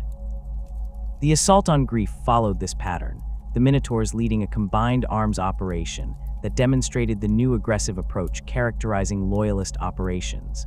The Minotaurs deployed overwhelming force against the planet's defenses, their battle brothers conducting simultaneous orbital assaults at multiple locations that prevented secessionist defenders from concentrating their forces effectively. The fighting on Grief showcased the Minotaurs' brutal efficiency. Their assault squads struck at command and control nodes, killing secessionist officers and disrupting defensive coordination. Tactical squads advanced behind rolling artillery barrages that suppressed defensive positions, while Devastator squads provided precision fire support that eliminated heavy weapons emplacements. The Minotaurs accepted casualties that other chapters might have considered excessive, their commanders calculating that rapid victory justified higher losses than protracted siege operations would ultimately cost. The Astral Claws garrison fought with desperate determination, recognizing that losing Grief would compromise the entire sector's defensive integrity. But the Minotaurs ground through their resistance with relentless pressure that never allowed the defenders time to recover or reorganize. The Carcharoddans demonstrated their own particular brand of warfare during the assault on Sagan. This fortress world controlled access to critical supply routes that connected the Badab sector's interior systems with outlying resource-producing planets. The Carcharoddans' approach differed markedly from the Minotaurs' methodical brutality. Their forces conducted lightning raids against supply depots and transportation hubs, destroying infrastructure faster than defenders could protect it. Carcharoddan assault teams infiltrated secessionist positions during the confusion of orbital bombardment, their warriors appearing seemingly from nowhere to slaughter defenders and sabotage defensive systems. The chapter's Terminators teleported directly into fortified positions, their storm bolters and power weapons clearing bunkers and strongpoints in brutal close quarters, fighting where the secessionists' prepared defenses provided minimal advantage. The collapse of supply networks followed inevitably from these territorial losses. Huron had constructed an integrated system where resource-producing worlds shipped raw materials to manufacturing centers that produced finished military equipment distributed throughout the sector. The loss of key nodes in this network created cascading failures that affected secessionist operations across multiple systems. Ammunition production declined as ore shipments from mining worlds failed to arrive at munitions factories. Vehicle repair operations slowed when spare parts manufacturing facilities fell to Loyalist assault. Food supplies for PDF garrison forces dwindled as agricultural worlds either fell to Imperial control or found their shipping routes interdicted by Loyalist naval patrols. The increasing isolation of Badab Primaris became apparent as the Loyalists tightened their operational grip on the sector. Huron's fortress world had served as the hub of secessionist operations, its extensive facilities coordinating defensive efforts and supplying forces throughout the region. As outlying systems fell and supply routes collapsed, Badab Primaris found itself increasingly cut off from the resources and intelligence that had sustained secessionist resistance. Loyalist naval forces established blocking positions that prevented secessionist ships from freely entering or leaving the Badab system. Imperial reconnaissance elements monitored traffic patterns and defensive dispositions, gathering intelligence that would inform future assault operations against the fortress world itself. The Mantis warriors and executioners watched these developments with growing alarm. Both chapters had committed to the secessionist cause based on calculations that Huron's strategic position and defensive preparations would allow them to resist Imperial pressure indefinitely, or at least long enough to negotiate acceptable settlement terms. The arrival of overwhelming Loyalist reinforcements and the subsequent systematic reduction of secessionist holdings invalidated those calculations. The Mantis Warrior's chapter master recognized that continued resistance would result in his chapter's destruction, while the executioners faced similar prospects as Loyalist forces demonstrated their capacity to reduce even heavily fortified positions through sustained assault operations. Secret negotiations between these chapters and Loyalist authorities began during 910 M41, conducted through intermediaries who could maintain plausible deniability if the talks collapsed. The Inquisition representatives handling these negotiations understood that offering clemency to chapters willing to abandon Huron might fracture the secessionist coalition and hasten the war's conclusion. The terms discussed involved formal censure and penance rather than complete destruction, allowing both chapters to survive as functional organizations, albeit with substantially reduced strength and centuries of penitent crusading ahead of them. The Mantis warriors and executioners would need to demonstrate their renewed loyalty through blood and sacrifice, but they would retain their identity and their gene seed rather than facing extermination as traitors. The defection of the Mantis warriors occurred first, their chapter master announcing his withdrawal from the secessionist coalition and his acceptance of inquisitorial authority. The Mantis warriors, approximately 700 surviving battle brothers, disengaged from defensive positions throughout the sector, their forces concentrating at Oothika before negotiating safe passage to Imperial-controlled space. The chapter's withdrawal removed a significant portion of secessionist combat power, while simultaneously providing the Loyalists with detailed intelligence about defensive dispositions and strategic plans that the Mantis warriors had participated in developing. The defection's psychological impact exceeded even its direct military consequences, demonstrating to remaining secessionists that their cause had become hopeless and that survival required abandoning Huron. The executioners followed shortly after, their chapter master reaching similar conclusions about the futility of continued resistance. The executioners negotiated their own clemency terms, accepting punitive measures that would reduce their chapter's strength and operational independence for centuries. Their withdrawal removed another 800 battle brothers from secessionist forces, further degrading Huron's capacity to defend his remaining holdings. The executioners' defection proved particularly damaging to secessionist morale because the chapter had maintained reservations about the rebellion from its inception. Their departure validated concerns that many Astral Claws had privately harbored about whether their cause could succeed against the Imperium's full military power. The impact on Astral Claws' morale manifested in subtle but significant ways. Huron's warriors had believed themselves part of a coalition fighting for principles that transcended mere survival, a movement that would reform Imperial governance and establish a more rational system for defending humanity's frontiers. The defections revealed that their allies had viewed the rebellion primarily as a calculated gamble that could be abandoned when circumstances changed. The Astral Claws found themselves increasingly isolated, their numbers depleted by years of combat, while their former allies negotiated safe passage to Imperial protection. Huron maintained his characteristic confidence in public pronouncements, declaring that the Astral Claws would fight on regardless of others' cowardice, but his battle brothers recognized their deteriorating strategic position. The Lamenter's continued loyalty to Huron, despite these setbacks, reflected the chapter's tragic character and their complicated relationship with an Imperium that had never fully accepted them. The Lamenters had suffered catastrophic casualties throughout the war, their already depleted chapter reduced to fewer than 300 battle brothers by 911 M41. Every engagement cost them irreplaceable warriors whose gene seed represented the chapter's only hope for eventual recovery. The Lamenters' commanders understood intellectually that their position had become untenable, that continued resistance would result in their chapter's extinction, yet they maintained their commitment to the secessionist cause even as their allies abandoned it. This loyalty stemmed partly from the Lamenters' bitter experiences with Imperial authorities who had consistently treated them as cursed and expendable. The chapter's 21st founding origins carried a stigma that other Space Marines never allowed them to forget, their battle brothers regarded with suspicion despite centuries of loyal service and sacrifice. The Lamenters had watched as better supplied chapters received reinforcements and recognition, while their own requests for support disappeared into bureaucratic indifference. Huron had treated them as equals and valued allies, rather than cursed unfortunates to be expended in suicide missions, and this respect earned loyalty that transcended rational strategic calculation.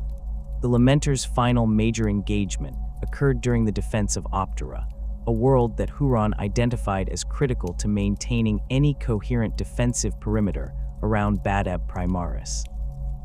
The Lamenters deployed their remaining strength to hold the planet against a combined assault by the Fire Hawks and Howling Griffins, two loyalist chapters whose fresh troops vastly outnumbered the depleted Lamenters' garrison. The battle developed into a desperate fighting withdrawal, as Lamenters' forces attempted to delay the Loyalist advance long enough for critical supplies and personnel to evacuate to Badab Primaris. Their battle brothers fought with the skill and determination that had characterized the chapter throughout its troubled history, their tactical squads conducting textbook defensive operations while assault elements launched counterattacks that briefly disrupted Loyalist momentum. The Lamenter's Devastator squads positioned themselves in prepared firing positions that maximized their heavy weapons' effectiveness, their las cannons and missile launchers destroying Loyalist vehicles and providing covering fire for retreating tactical elements. The chapter's dreadnoughts, ancient warriors entombed in armored sarcophagi, anchored defensive lines that held against repeated Loyalist assaults.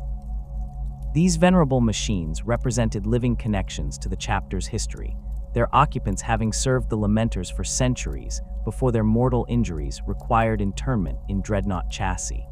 Their loss would erase irreplaceable institutional knowledge and tactical expertise accumulated over generations of warfare. The Loyalist assault overwhelmed the Lamenters through sheer numerical superiority and sustained pressure that prevented the defenders from establishing stable defensive lines. The Firehawks deployed their full chapter strength against positions held by fewer than 300 Lamenters, their forces conducting simultaneous assaults at multiple locations that forced the defenders to fragment their already insufficient numbers.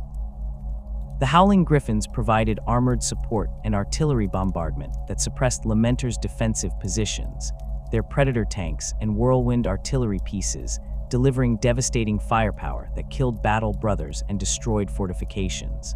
The Lamenters fought with desperate courage, their warriors refusing to yield ground until Loyalist forces literally overran their positions, but courage could not compensate for the overwhelming disparity in combat power. The evacuation from Optera degenerated into a chaotic fighting retreat as surviving Lamenters attempted to reach extraction points, while Loyalist forces pursued them relentlessly. The chapter's Tech Marines coordinated with their fleet elements to provide fire support from orbit, their strike cruisers' bombardment, cannons clearing paths through Loyalist formations that threatened to cut off retreating Lamenters' squads. Thunderhawk gunships conducted desperate extraction runs under heavy fire, their pilots navigating through anti-aircraft fire to retrieve battle brothers who would otherwise have been surrounded and destroyed. The chapter lost nearly half its remaining strength during the Optera campaign, with approximately 150 battle brothers killed in action, and their gene seed either destroyed or captured by Loyalist forces. The Lamenter's survival as a chapter hung by the thinnest thread following the Optera disaster.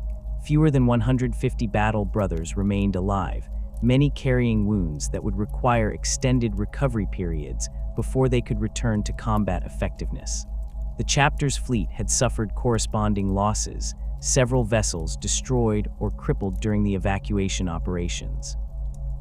Their gene seed stocks had dwindled to dangerously low levels, with insufficient reserves to replace casualties at anything approaching sustainable rates. The Lamenters faced the very real possibility of extinction, their chapter reduced below the critical mass necessary to maintain operational viability, even if they somehow survived the war itself. The chapter's officers debated whether continued loyalty to Huron served any rational purpose given their catastrophic losses and the increasingly obvious futility of secessionist resistance. Some argued that the Lamenters should follow the Mantis warriors and executioners in seeking clemency from Imperial authorities, accepting whatever punitive measures the Inquisition demanded in exchange for their chapter's survival. Others maintained that abandoning Huron after their allies' betrayal would dishonor the Lamenters' sacrifice and the memory of battle brothers who had died defending the secessionist cause. The chapter's leadership ultimately decided to maintain their commitment to Huron, though this decision reflected emotional and philosophical considerations rather than strategic calculation. The Lamenters' continued presence provided Huron with his only remaining allied forces as the war entered its final phase. The Astral Claws themselves had suffered substantial casualties, their numbers reduced from nearly 3,000 at the war's beginning to perhaps 2,000 by 912 M41. The combined secessionist strength of approximately 2,200 Space Marines faced Loyalist forces that now exceeded 10,000 battle brothers as additional chapters continued arriving in the theater. The naval balance had shifted decisively in the Loyalists' favor, their fleets establishing complete blockade of the Badab system and interdicting any supply shipments attempting to reach the beleaguered fortress world. The Loyalist command structure finalized plans for the assault on Badab Primaris itself, recognizing that only the fortress world's capture would conclusively end the rebellion. The planning process involved extensive intelligence gathering about the planet's defenses, its fortifications, and the disposition of secessionist forces. Loyalist reconnaissance elements conducted surveillance operations that mapped defensive positions and identified potential landing zones for assault forces. The Inquisition's representatives coordinated with chapter masters to develop operational plans that would minimize Loyalist casualties while ensuring complete victory over the remaining secessionist forces. The final assault on Badab Primaris required months of preparation as Loyalist forces assembled the overwhelming strength necessary to crack the most heavily fortified world in the sector. The planet represented Huron's ultimate bastion, its defenses refined through decades of continuous improvement and enhanced further during the war years, as the tyrant concentrated his remaining resources on making his fortress monastery impregnable. Orbital defense stations ringed the planet in multiple layers, their weapons batteries and lance arrays creating overlapping fields of fire that could engage attacking fleets at extreme range. These platforms mounted void shields powerful enough to withstand sustained bombardment, their generators buried within armored cores that would require direct assault to destroy. Surface-based defensive installations supplemented the orbital network with missile silos, macro cannon emplacements, and anti-aircraft batteries positioned to interdict any landing attempts. The Palace of Thorn's fortress monastery dominated Badab Primaris from its position atop a mountain range that provided natural defensive advantages. The Astral Claws had carved their fortress directly into the mountains themselves, excavating vast underground complexes that extended kilometers beneath the surface. The above-ground portions featured massive walls constructed from ferrocrete and adamantium, their surfaces studded with weapon emplacements and reinforced against both conventional bombardment and more exotic threats. Multiple redundant shield generators protected critical facilities, while underground transit tunnels allowed defenders to move between positions without exposing themselves to orbital fire. The fortress contained sufficient supplies to sustain a garrison for years of siege operations, with underground hydroponic farms, water purification systems, and manufactorums capable of producing ammunition and replacement equipment. The Loyalist fleet that gathered for the assault represented one of the largest space marine concentrations assembled since the Horus Heresy. More than a dozen chapters contributed forces to the operation, their battle barges and strike cruisers supported by Imperial Navy capital ships, whose firepower would prove essential for reducing the orbital defenses. The Minotaurs positioned their fleet elements for the initial assault wave, their chapter master having successfully argued for the honor of leading the attack against Huron's stronghold. The Carcharoddans deployed their vessels in support positions, ready to exploit any breaches the Minotaurs created in the defensive network. The Marines Errant, Fire Hawks, and other chapters that had fought throughout the war's duration took their assigned positions in the assault formation, their crews preparing for what everyone recognized would be the conflict's bloodiest engagement.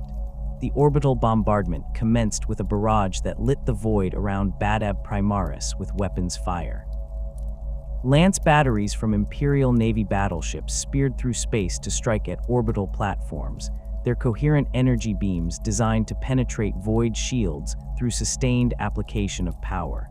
Macro cannons fired shells the size of HAB blocks, their explosive payloads detonating against defensive stations with force sufficient to crack open armored hulls. The orbital platforms returned fire with equal intensity, their own lance arrays and weapons batteries engaging Loyalist vessels that pushed too close to their defensive perimeter. Several Loyalist ships took critical damage during the initial exchange, their hulls breached, and their crews exposed to hard vacuum as atmosphere vented from ruptured compartments. The Minotaurs led boarding actions against orbital platforms that proved too resilient for long-range bombardment to destroy efficiently. Their battle brothers teleported directly onto defensive stations, materializing inside the armored structures, where they could engage the garrison forces in close-quarters combat. The fighting inside these platforms became brutal even by Space Marine standards, with battle brothers from both sides engaging in desperate melees through narrow corridors and cramped command centers. The Minotaurs advanced behind storm shields that deflected bolter fire, their power weapons cutting through Astral Claws defenders who fought with the desperation of warriors protecting their final stronghold. The Astral Claws garrison forces included some of Huron's most experienced veterans, battle brothers who had survived years of combat and possessed the tactical expertise to make the Minotaurs pay dearly for every meter of captured corridor. The systematic destruction of the orbital defense network consumed weeks of sustained combat operations. Each platform required individual assault, with loyalist forces fighting through prepared defensive positions, while Astral Claws reinforcements attempted to reach embattled garrisons through the underground transit tunnels connecting various defensive installations. The Carcharoddans contributed to these operations with their characteristic savagery, their assault squads clearing platforms through room-by-room fighting that left few survivors among the defending forces. The gradual reduction of orbital defenses opened gaps in the protective network that allowed loyalist vessels to approach closer to the planet itself, positioning their guns to support the ground assault that would follow. The breaching of the Palace of Thorns began with orbital bombardment that targeted specific sections of the fortress monastery's outer defenses. Loyalist fleet elements positioned themselves in geosynchronous orbit above the fortress, their weapons batteries delivering sustained fire against void shields protecting the installation. The shields held against the initial barrage, their generators drawing power from the fortress's reactors to maintain protective fields that deflected or absorbed incoming fire. The bombardment continued for days, loyalist gunners targeting the same shield sections repeatedly to overload the generators through sustained energy application. The Astral Claws tech marines worked frantically to redistribute power and repair damaged generators, but the relentless bombardment eventually overwhelmed their defensive systems. The shield collapse exposed sections of the fortress to direct fire from orbit. Lance strikes carved through ferrocrete walls meters thick, their beams cutting into the fortress structure and creating breaches that ground assault forces could exploit. Macro cannon shells hammered defensive positions, their explosions collapsing bunkers and destroying weapon emplacements that had been positioned to cover likely approach routes. The Astral Claws attempted to repair the breaches and restore defensive positions, but loyalist fire concentrated on preventing these repair efforts while expanding the damaged sections into viable entry points for assault forces. The ground assault commenced with multiple simultaneous landings at locations throughout the fortress perimeter. Thunderhawk gunships descended through the atmosphere under heavy anti-aircraft fire, their pilots executing evasive maneuvers while defensive batteries filled the sky with flak and missile fire. Several gunships took hits that sent them spinning out of control, their hulls torn open and their passengers killed before they could reach the ground. The surviving craft delivered their passengers into the breaches created by orbital bombardment, Space Marines from multiple chapters pouring into the Palace of Thorns to begin the grinding process of clearing the fortress room by room. The fighting inside the Palace of Thorns exceeded in intensity anything the war had produced previously. The fortress interior consisted of thousands of chambers, corridors, and defensive positions that the Astral Claws had prepared specifically for this eventuality. Every intersection contained firing positions where defenders could engage attackers from multiple angles. Corridors featured kill zones, covered by interlocking fields of fire from heavy weapons emplacements. Chambers had been fortified with barricades and reinforced positions that allowed small numbers of defenders to hold against much larger attacking forces. The Astral Claws fought with absolute determination, knowing that losing the Palace of Thorns meant losing everything they had spent years defending. The Loyalist advance proceeded through methodical application of overwhelming force against each defensive position. Assault squads equipped with melta weapons burned through barricades and sealed doors, creating entry points for tactical squads that followed behind them. Devastator squads provided suppressive fire that pinned defenders, while assault elements maneuvered to flank their positions. Terminators teleported into critical junctions deep within the fortress, their tactical dreadnought armor allowing them to absorb defensive fire, while their storm bolters and power fists cleared rooms with brutal efficiency. The Astral Claws contested every meter, their battle brothers falling back through prepared defensive lines that allowed them to maintain organized resistance despite the overwhelming pressure. Huron personally led the defense from command positions deep within the fortress, his tactical genius evident in how effectively his depleted forces contested the Loyalist advance. He positioned reserves to counterattack when Loyalist forces overextended, his battle brothers emerging from hidden passages to strike at vulnerable flanks before withdrawing back into the fortress depths.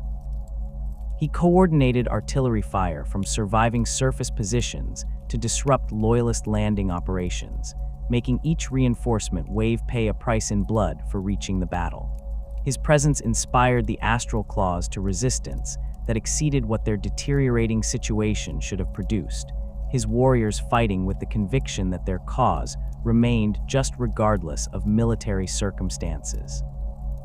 The desperate close quarters fighting produced casualties on both sides that would have crippled lesser forces.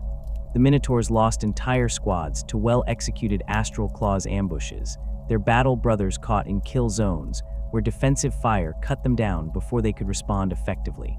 The Carcharoddans suffered similarly heavy losses during their assaults on fortified positions, their aggressive tactics resulting in high casualty rates even as they achieved their objectives.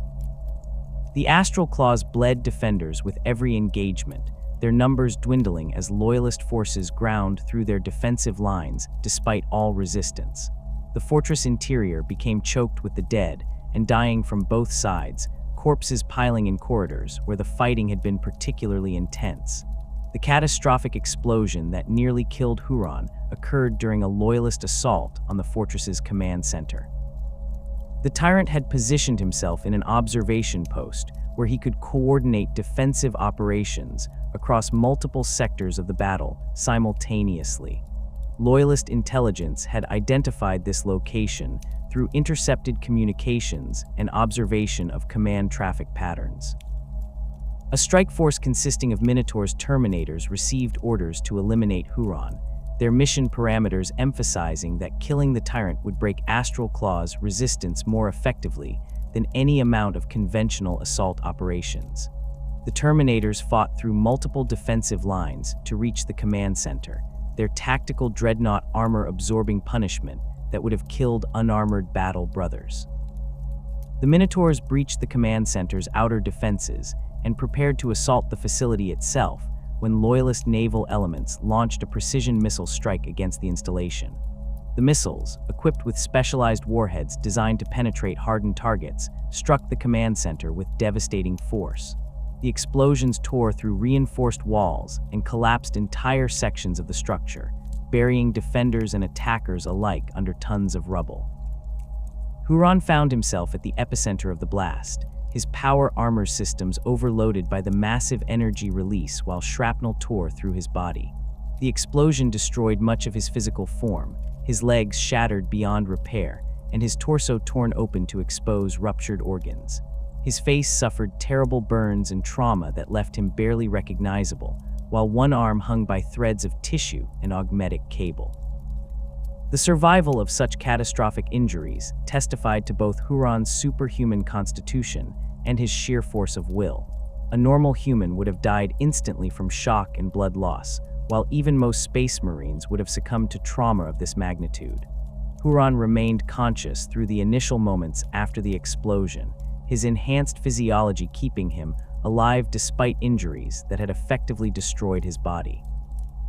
His Laraman cells worked frantically to clot the massive bleeding, while his Susan membrane attempted to place him in suspended animation to preserve what remained of his life. The tyrants will overrode these automatic responses, forcing himself to remain conscious and aware even as his body began shutting down from systemic failure. The intervention of his apothecaries saved Huron from death during those critical minutes. Several Astral Claws apothecaries had positioned themselves near the command center to provide medical support for the defensive operations. These battle brothers reached Huron's position within minutes of the explosion, fighting through rubble and residual fires to reach their chapter master. The apothecaries assessed the damage with professional efficiency, recognizing that conventional medical treatment could not preserve Huron's life. His injuries exceeded what even Space Marine physiology could heal, requiring immediate augmetic intervention to replace destroyed organs and limbs. The apothecaries administered massive doses of combat stimulants and synthetic blood while beginning emergency surgery under battlefield conditions that would have been impossible for normal medical personnel. The emergency evacuation from the Palace of Thorns began as Astral Claws forces recognized that their position had become untenable. Loyalist forces had penetrated deep into the fortress complex, their advance threatening to cut off retreat routes to the spaceport facilities, where secessionist vessels waited to evacuate survivors. The Astral Claws senior officers coordinated a fighting withdrawal that prioritized evacuating Huron and preserving sufficient forces to maintain organized resistance during the retreat. Rearguard units positioned themselves at key choke points throughout the fortress, their battle brothers accepting certain death to buy time for their brothers to escape. These warriors fought with grim determination, their bolters and flamers cutting down loyalist assault elements while knowing that no relief would come. The sacrifice of rearguard forces allowed the main Astral Claws elements to reach the spaceport and begin boarding their remaining vessels. The evacuation proceeded under constant loyalist pressure, as pursuing forces attempted to prevent the secessionists from escaping. Thunderhawk gunships conducted desperate extraction runs to retrieve battle brothers from positions too distant from the primary evacuation site to reach on foot. The Astral Claws fleet elements descended into low orbit to provide fire support, their bombardment cannons clearing paths through loyalist formations, while their launch bays received the evacuating forces. Several vessels took critical damage during these operations, their hulls breached by defensive fire from surviving loyalist positions on the surface. The Lamenters contributed their remaining strength to covering the evacuation, their fewer than 150 surviving battle brothers forming a final defensive perimeter around the spaceport. These warriors knew they faced overwhelming odds, with loyalist forces converging on their position from multiple directions. The Lamenters fought with the skill and courage that had characterized their chapter throughout its troubled history, their tactical squads conducting textbook defensive operations, while their heavy weapons teams destroyed loyalist vehicles attempting to break through their lines. The chapter's remaining dreadnoughts anchored the defense, these ancient warriors accepting that they would not survive the engagement, but determined to give their brothers every possible second to escape. The desperate translation into the Maelstrom occurred as surviving secessionist vessels broke orbit under pursuit by loyalist fleet elements. The Astral Claws' remaining capital ships formed a protective screen around damaged vessels and transports carrying evacuated personnel. Loyalist vessels moved to intercept, their weapons batteries engaging the fleeing secessionists at extreme range. Several Astral Claws ships suffered additional damage during the running battle, their void shields collapsing under sustained fire, while their crews fought to keep damaged engines functioning long enough to reach minimum safe distance for warp translation.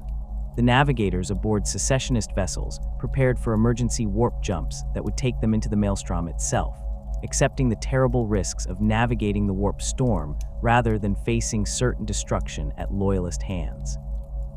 The translation into the Maelstrom represented a calculated gamble that Huron had prepared for as a contingency should Badab Primaris fall. The Astral Claws had spent years studying the Maelstrom's warp currents and mapping relatively stable routes through the storm's outer regions. Their navigators possessed expertise in Maelstrom navigation that few others could match, knowledge accumulated through centuries of operations near the storm's boundaries. This expertise would prove essential for surviving the jump into a region of space where normal warp travel became impossibly dangerous. The secessionist vessels activated their Gellar fields and engaged warp drives, reality tearing open around them as they plunged into the Imperium, with loyalist forces still in pursuit. The pursuing loyalist vessels faced an impossible choice as they watched the secessionists disappear into the Maelstrom. Following them into the storm meant accepting catastrophic risks that could destroy entire fleets, with warp currents potentially scattering pursuing vessels across vast distances or depositing them in regions where demonic entities would overwhelm their defenses.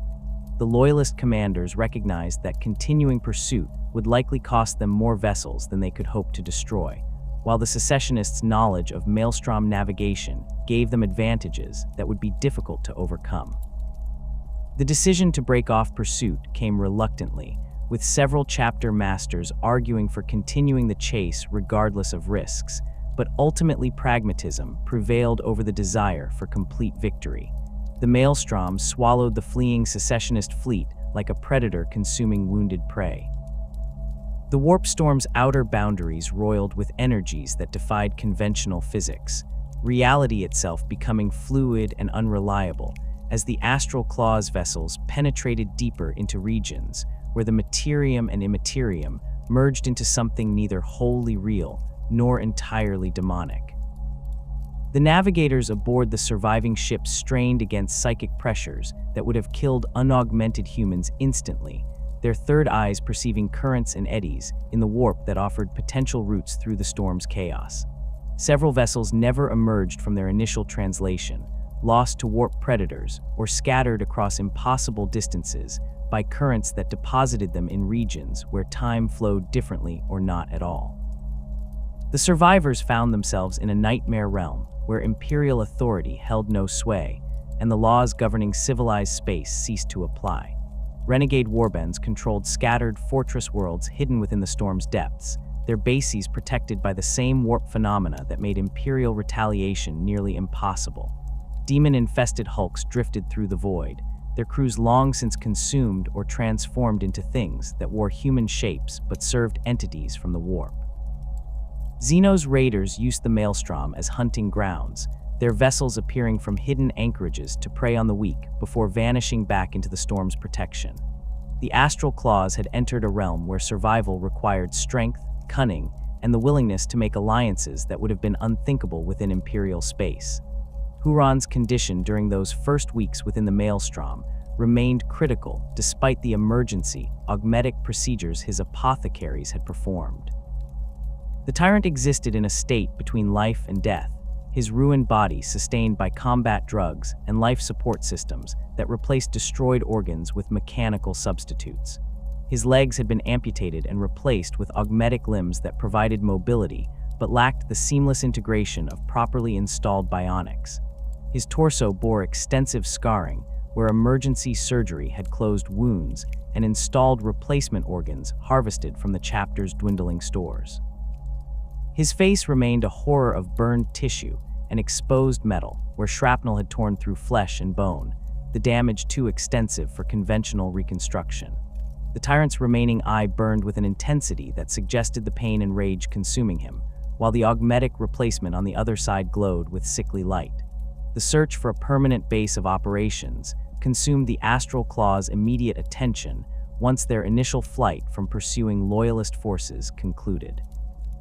The chapter needed a fortress world that could serve as the foundation for rebuilding their strength and establishing a new power base within the Maelstrom. Their scouts ranged across the storm's inner regions, identifying potential locations while avoiding the territories claimed by established warbands who would view new arrivals as either threats or opportunities for enslavement. The Astral Claws discovered numerous worlds that had once supported human populations before the Maelstrom consumed them, their surfaces now twisted by centuries of warp exposure into landscapes that violated natural law. The fortress world they eventually claimed had been designated New Badab by Huron's surviving officers, though some Imperial records simply referred to it as the Astral Claws base within the Maelstrom, without providing specific identification. The planet occupied a relatively stable position within the storm's inner regions, its location protected by warp currents that made approach difficult for those unfamiliar with local navigation hazards. Previous occupants had built extensive fortifications before either abandoning the world or meeting some fate that left their installations empty but largely intact. The Astral Claws moved to seize these facilities, their battle brothers conducting systematic clearance operations to purge any lingering threats before beginning the process of adapting the fortifications to their needs. The establishment of their new stronghold required resources that the depleted Astral Claws no longer possessed through legitimate means. Huron's forces numbered fewer than 1,500 battle brothers, following the catastrophic losses sustained during the war's final phase and the desperate evacuation from Badab Primaris. Their fleet had been reduced to a handful of capital ships and various escorts, many carrying damage that would require extensive repair work in proper shipyards.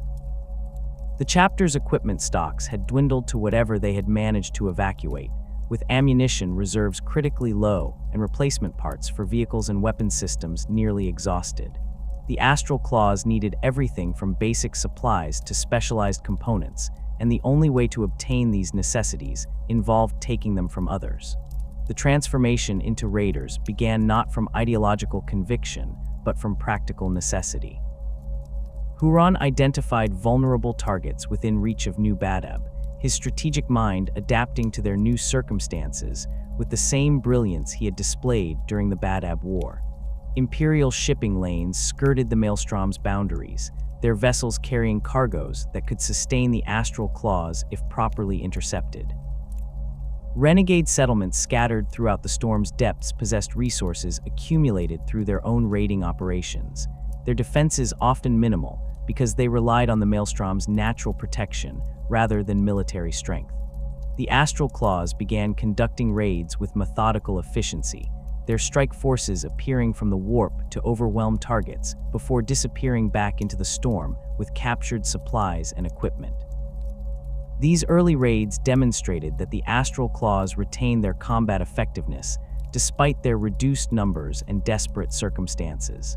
Their battle brothers fought with skill honed through years of warfare, their tactical expertise allowing them to achieve objectives against numerically superior forces through superior coordination and aggressive execution. The chapter's librarians proved particularly valuable during these operations, their psychic abilities allowing them to detect enemy positions and disrupt defensive coordination. The Astral Claws developed specialized techniques for rapid boarding actions, their assault squads perfecting methods for breaching vessel hulls and clearing interior spaces with minimal casualties to their own forces while maximizing damage to defenders. The formal rejection of their Imperial identity occurred gradually, as the Astral Claws accepted that they could never return to their former status as loyal servants of the Emperor. Huron understood that the Imperium would never forgive their rebellion or accept their return regardless of what penance they might offer. The excommunicate traitorous declaration had marked them as permanent enemies of mankind, their names struck from Imperial records and their history erased from official accounts. The battle honors they had earned through centuries of loyal service meant nothing now, their past achievements invalidated by their final defiance of Terra's authority. The Astral Claws needed a new identity that acknowledged their transformation from defenders into outlaws. The adoption of the Red Corsairs name reflected both their new status as pirates operating beyond Imperial law and their rejection of the ideals they had once served. Huron personally selected the designation, recognizing that it captured the essential nature of what they had become, while simultaneously serving as a deliberate insult to the Imperium that had driven them to this fate. The name carried no pretense of nobility or higher purpose, no claims to be defending humanity or serving the Emperor's will.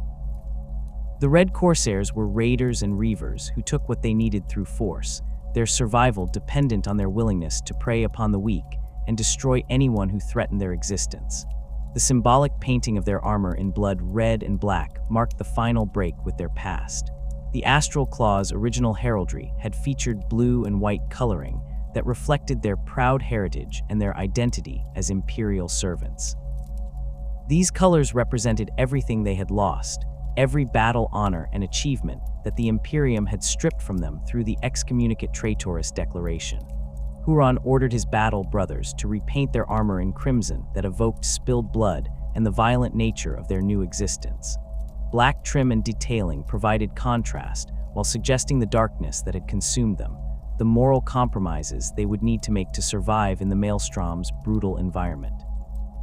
Some battle brothers retained elements of their original heraldry as personal touches, but the overall transformation created a unified appearance that announced the Red Corsairs as something distinct from and more dangerous than the chapter they had been. The initial pacts with Chaos emerged from Huron's pragmatic assessment that survival within the Maelstrom required accepting realities that would have been unthinkable during their loyal service. The warp storm teemed with demonic entities whose power could be harnessed by those willing to negotiate with them. Chaos Space Marine warbands that had operated within the Maelstrom for centuries possessed knowledge and resources that the newly arrived Red Corsairs needed to establish themselves. Huron approached these potential allies with the same calculating mindset he had applied to military strategy, viewing chaos as a tool to be exploited rather than a faith to be embraced. The tyrant recognized that dealing with demons and chaos entities involved terrible risks, but his desperation and his conviction that he could control these forces overrode any remaining hesitation. The first demon-binding operations occurred when Red Corsairs librarians began experimenting with techniques for summoning and controlling warp entities. These psychers had received training in resisting chaos corruption during their service as loyal Astral Claws, their mental conditioning designed to protect them from demonic influence while allowing them to wield their powers against the Imperium's enemies. Now they turned that knowledge toward different purposes, studying forbidden texts captured during raids and learning from renegade sorcerers who had mastered the arts of demon summoning. The initial attempts produced mixed results, with several librarians dying when their bindings failed and summoned demons consumed them. The survivors learned from these failures, refining their techniques until they could reliably summon lesser demons and bind them to service through combinations of psychic force and negotiated pacts. The acceptance of warp-tainted gifts began when Huron himself underwent extensive augmetic reconstruction that incorporated technologies and materials no Imperial tech marine would have touched. The tyrant's ruined body required more than conventional bionics could provide, his injuries too extensive for standard augmetic procedures to restore full functionality. Renegade tech marines and dark mechanicus adepts offered alternatives that drew upon warp-infused technologies, their augmetics incorporating demonic essence and chaos-touched materials that would enhance performance beyond what Imperial technology could achieve. Huron accepted these modifications with full awareness of their corrupting nature, calculating that the increased power justified the spiritual price. His new augmetic systems granted him strength exceeding his original Space Marine physiology, while his damaged nervous system received enhancements that improved reaction times and sensory processing beyond normal human limits. The most visible manifestation of Huron's corruption appeared in the form of the psychic familiar that attached itself to him during his recovery. This entity, which became known as the Hamadria, presented itself as a hairless creature roughly the size of a large simian, its skin pale and its eyes gleaming with malevolent intelligence. The Hamadria claimed to serve Huron voluntarily, offering its psychic abilities to augment his own limited psyker potential and provide warnings of threats that normal senses could not detect. The familiar's true nature remained ambiguous, with some Red Corsairs believing it to be a bound demon, while others suggested it might be a warp-spawned creature of indeterminate origin. Huron accepted the Hamadria's presence and utilized its abilities without concerning himself with questions about its ultimate loyalties or agenda. The tyrant's approach to chaos differed markedly from the fanatical devotion displayed by many Chaos Space Marines who had turned from the Emperor's light.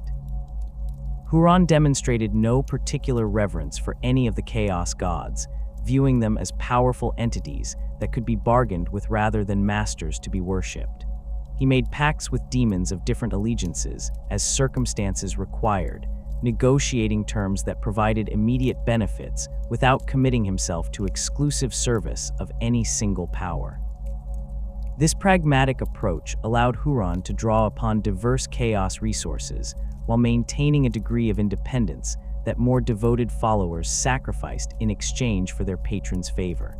The Chaos Gods tolerated this arrangement because Huron's actions served their interests regardless of his personal beliefs, his raids and conquests spreading corruption and weakening the Imperium they all opposed. The use of sorcery expanded beyond simple demon binding, as Red Corsairs librarians explored the full range of powers available to those willing to draw upon the warp without Imperial restrictions. These psychers learned to channel energies that would have overwhelmed them during their loyal service, their enhanced abilities allowing them to project devastating psychic attacks or manipulate reality in ways that violated natural law. The sorcerers developed techniques for cursing enemies, their hexes causing weapons to malfunction and warriors to suffer catastrophic failures at critical moments. They practiced divination that drew upon warp entities' knowledge to predict enemy movements and identify valuable targets for raids. The most powerful among them began manifesting physical mutations that reflected their deep immersion in chaos energies, their bodies warping to accommodate the powers flowing through them. The transformation of chapter culture proceeded in parallel with these more obvious corruptions, the Red Corsairs abandoning the disciplined professionalism that had characterized the Astral Claws in favor of a more brutal and opportunistic approach to warfare. The noble ideals that had motivated their original rebellion, the conviction that they fought to reform imperial governance and improve humanity's defense, evaporated in the harsh reality of survival within the Maelstrom. The Red Corsairs became predators who took what they needed without concern for the suffering they inflicted, their raids targeting Imperial and renegade victims with equal ruthlessness.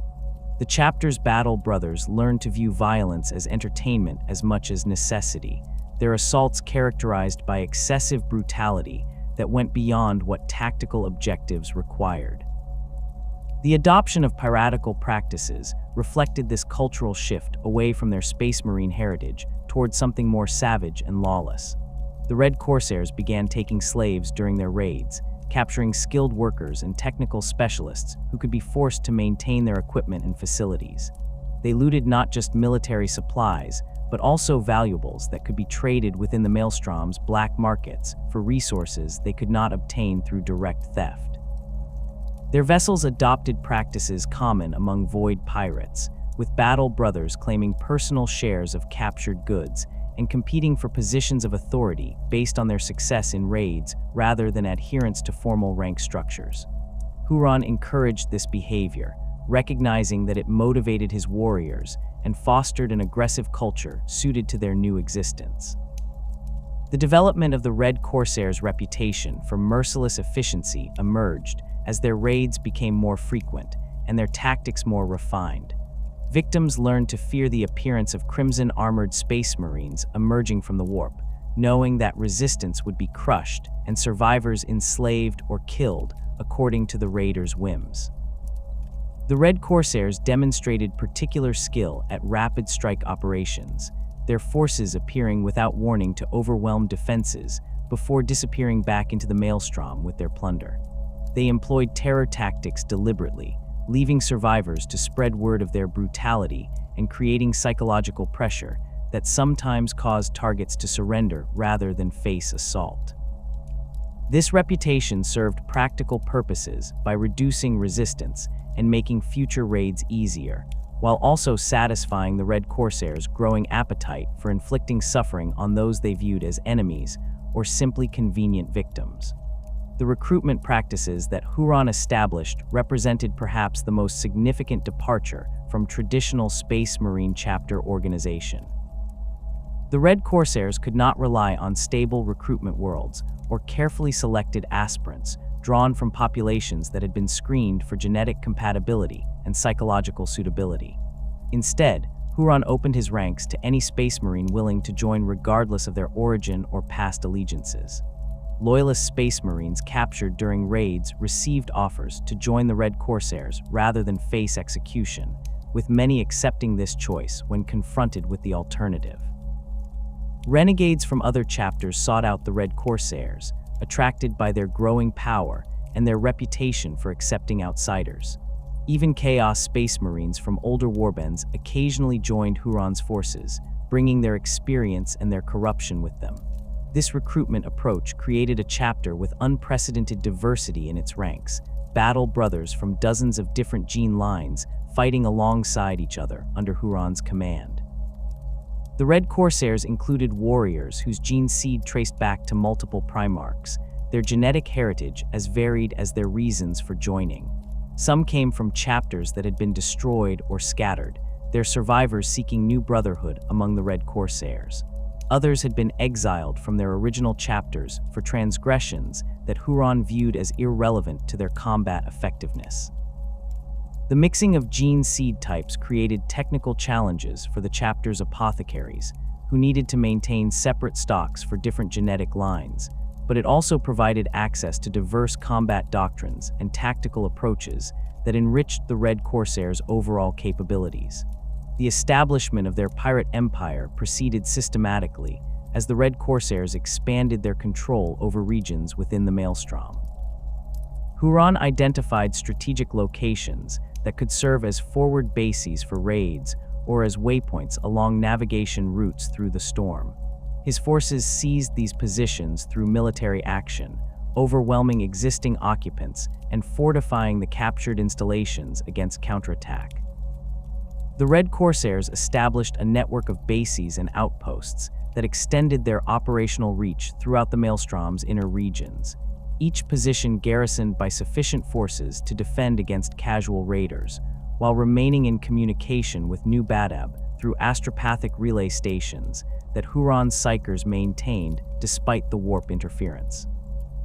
The tribute system Huron imposed on weaker warbands and renegade settlements created a steady flow of resources to support Red Corsairs' operations. The tyrant sent envoys to various groups operating within the Maelstrom, offering them a choice between paying regular tribute in exchange for protection or facing destruction at Red Corsairs' hands. Most chose submission over annihilation, recognizing that Huron commanded forces they could not hope to defeat. The tribute took various forms depending on each group's capabilities, with some providing raw materials, while others contributed specialized goods or intelligence about potential targets beyond the Maelstrom. This system transformed the Red Corsairs from simple raiders into something approaching a proper power block within the storm, their influence extending far beyond what their numbers alone would suggest. The Red Corsairs' domain within the Maelstrom grew from a single fortress world into a sprawling network of bases, shipyards, and slave holdings that transformed Huron's warband into one of the most formidable Chaos Space Marine forces operating in Imperial space. The core of this empire remained New Badab, the fortress world whose extensive fortifications provided the Red Corsairs with a stronghold that could withstand assault from all but the most determined Imperial expeditions. The planet's surface bore the scars of centuries of warp exposure, its landscape twisted into configurations that violated natural geology while remaining stable enough to support permanent installations. The fortress complex the Red Corsairs had claimed and expanded occupied a strategic position that controlled access to several relatively stable warp routes through the Maelstrom's inner regions. The shipyards orbiting New Badab represented perhaps the most critical component of Red Corsairs' infrastructure, their facilities providing the maintenance and construction capabilities necessary to sustain a fleet operating far from any legitimate Imperial support. The shipyards consisted of multiple orbital platforms connected by transit tubes and docking pylons, their workshops equipped with tools and machinery looted from dozens of sources across the Maelstrom and beyond.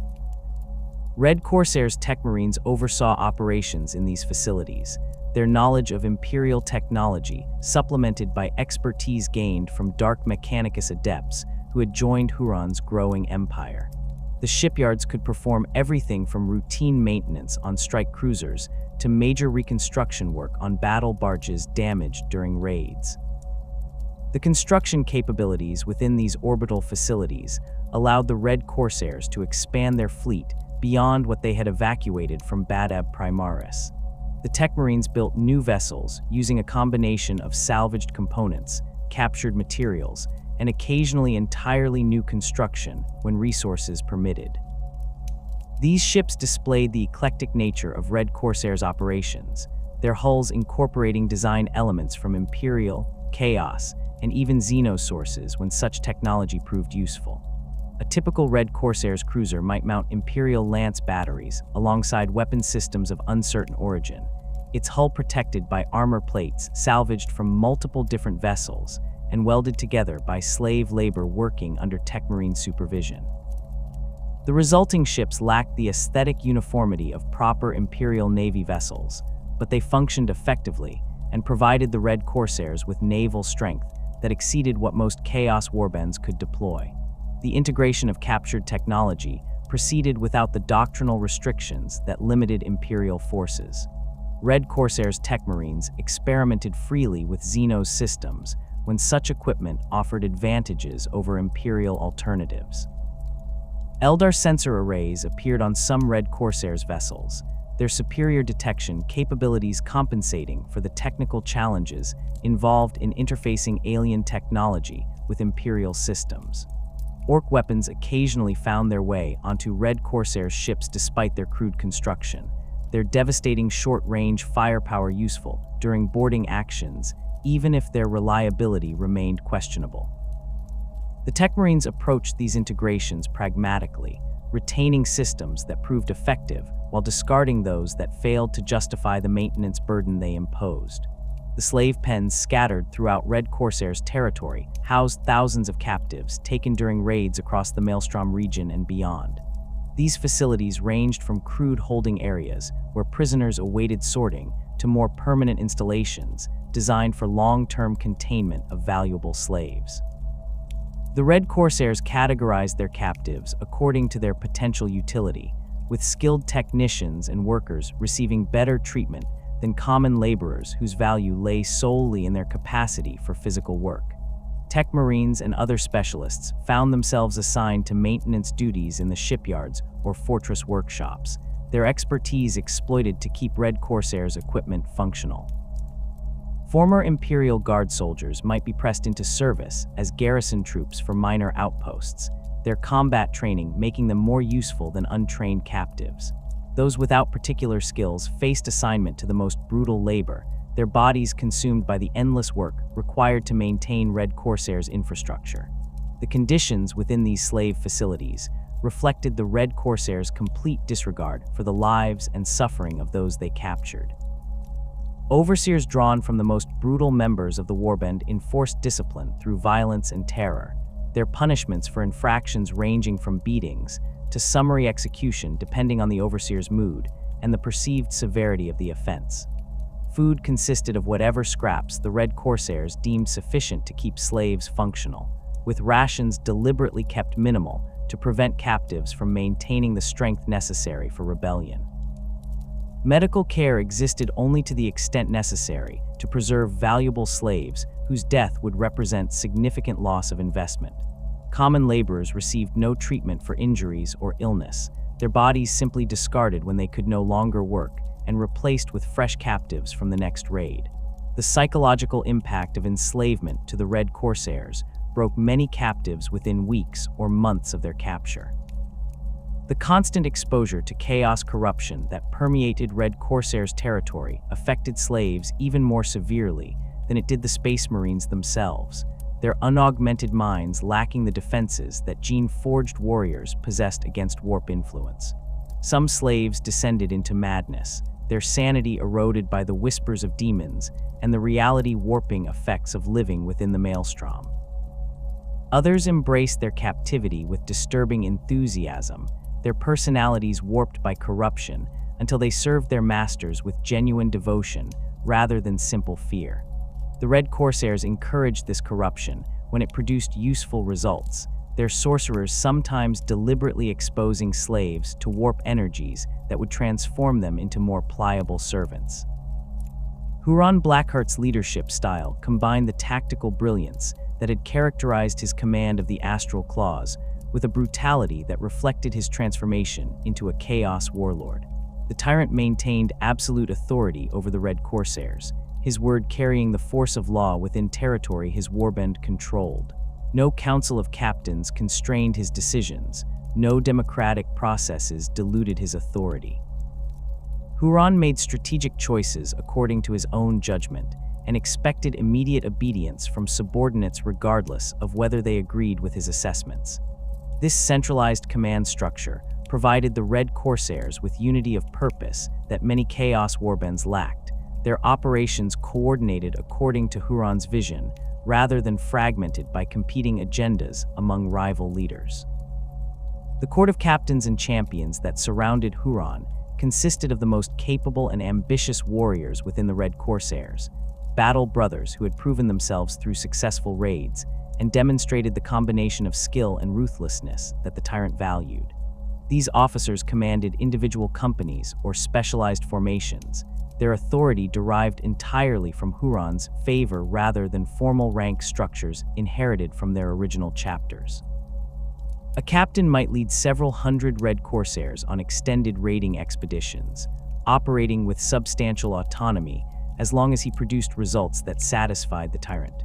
Champions earned their positions through combat prowess and personal loyalty to Huron, their role involving both military leadership and serving as the tyrant's enforcers when his authority required violent demonstration. The brutal meritocracy that governed advancement within Red Corsairs ranks rewarded success without regard for methods employed or casualties inflicted. A warrior who returned from raids with substantial plunder and minimal losses to his own forces could expect promotion and increased authority regardless of his background or how recently he had joined the warband. Conversely, failure brought swift and terminal punishment. Captains who lost too many battles or allowed valuable targets to escape faced execution, their positions given to more capable subordinates who had demonstrated superior performance. This system created an intensely competitive environment where Red Corsairs constantly sought opportunities to distinguish themselves and prove their value to Huron. The tyrant's personal involvement in major operations demonstrated his continued tactical expertise despite the physical limitations imposed by his augmetic reconstruction. Huron commanded from the bridge of his flagship during significant naval engagements, his strategic mind processing information from multiple sources to identify enemy weaknesses and coordinate Red Corsairs' responses. The Hamadryas perched near him during these operations, its psychic senses providing warnings of threats that conventional sensors might miss, while its presence served as a constant reminder of Huron's willingness to embrace powers that other commanders might fear. The tyrant's subordinates learned to interpret his commands quickly and execute them without hesitation, understanding that questioning his decisions invited the kind of attention that rarely ended well for those who attracted it. The Red Corsairs fleet reflected both the warband's growing power and the eclectic nature of their operations. The core of their naval strength consisted of battle barges and strike cruisers that had survived the evacuation from Badab Primaris. These vessels maintained through constant repair work and occasional reconstruction that kept them functional despite accumulating battle damage. Additional capital ships joined the fleet through capture during successful raids, their former crews killed or enslaved, and their systems adapted to serve Red Corsairs' purposes. The warband operated numerous cruisers of various classes, some clearly of Imperial origin, while others displayed modifications so extensive that their original design patterns became difficult to identify. The strike cruisers that formed the backbone of Red Corsairs' raiding forces combined speed with sufficient firepower to overwhelm most targets they encountered. These vessels typically displaced around 8 kilometers in length, their hulls mounting weapons batteries and lance, arrays capable of crippling enemy ships, while their launch bays carried Thunderhawk gunships and boarding torpedoes for assault operations. The Red Corsairs modified their strike cruisers extensively, adding armor plating in critical areas, while sometimes sacrificing less essential systems to improve performance characteristics that Huron's tactical doctrine prioritized. The resulting vessels handled differently than standard Imperial designs, their augmented engines providing acceleration that surprised enemies expecting conventional performance from ships of their size. The raiding vessels that conducted the Red Corsairs Most frequent operations ranged from destroyers and frigates to various smaller craft, whose classifications defied standard Imperial naval terminology. These ships prioritized speed and stealth over heavy armament, their role involving locating targets and conducting hit-and-run attacks rather than engaging in sustained fleet battles. Red Corsairs raiders employed sophisticated sensor systems to detect potential victims while avoiding Imperial patrol routes. Their crews experienced in identifying vulnerable convoys and isolated outposts that could be overwhelmed before reinforcements arrived. The raiders carried boarding parties consisting of Red Corsair Space Marines supported by corrupted human auxiliaries, their assault forces sized appropriately for the targets they engaged. The superiority of Red Corsairs' naval assets over those available to most Imperial forces in the region stemmed from several factors beyond simple numbers or firepower. The warbands' ships benefited from maintenance standards that exceeded what overstretched Imperial Navy vessels operating near the Maelstrom could achieve, their tech marines dedicating whatever resources proved necessary to keep the fleet operational. The crews manning Red Corsairs vessels possessed extensive experience in void warfare, many having served for decades or even centuries aboard the same ships. The integration of diverse technologies provided capabilities that purely Imperial vessels lacked, while the willingness to employ warp-tainted systems gave Red Corsairs ships advantages in detection and maneuvering that conventional opponents could not match.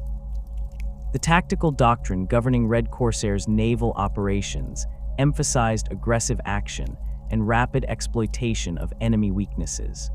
Huron trained his ship commanders to seek decisive engagement when circumstances favored Red Corsairs' forces, while avoiding battles where enemy advantages might prove overwhelming. The warbands' vessels operated in coordinated squadrons that could concentrate firepower against priority targets or disperse to pursue multiple objectives simultaneously depending on tactical requirements.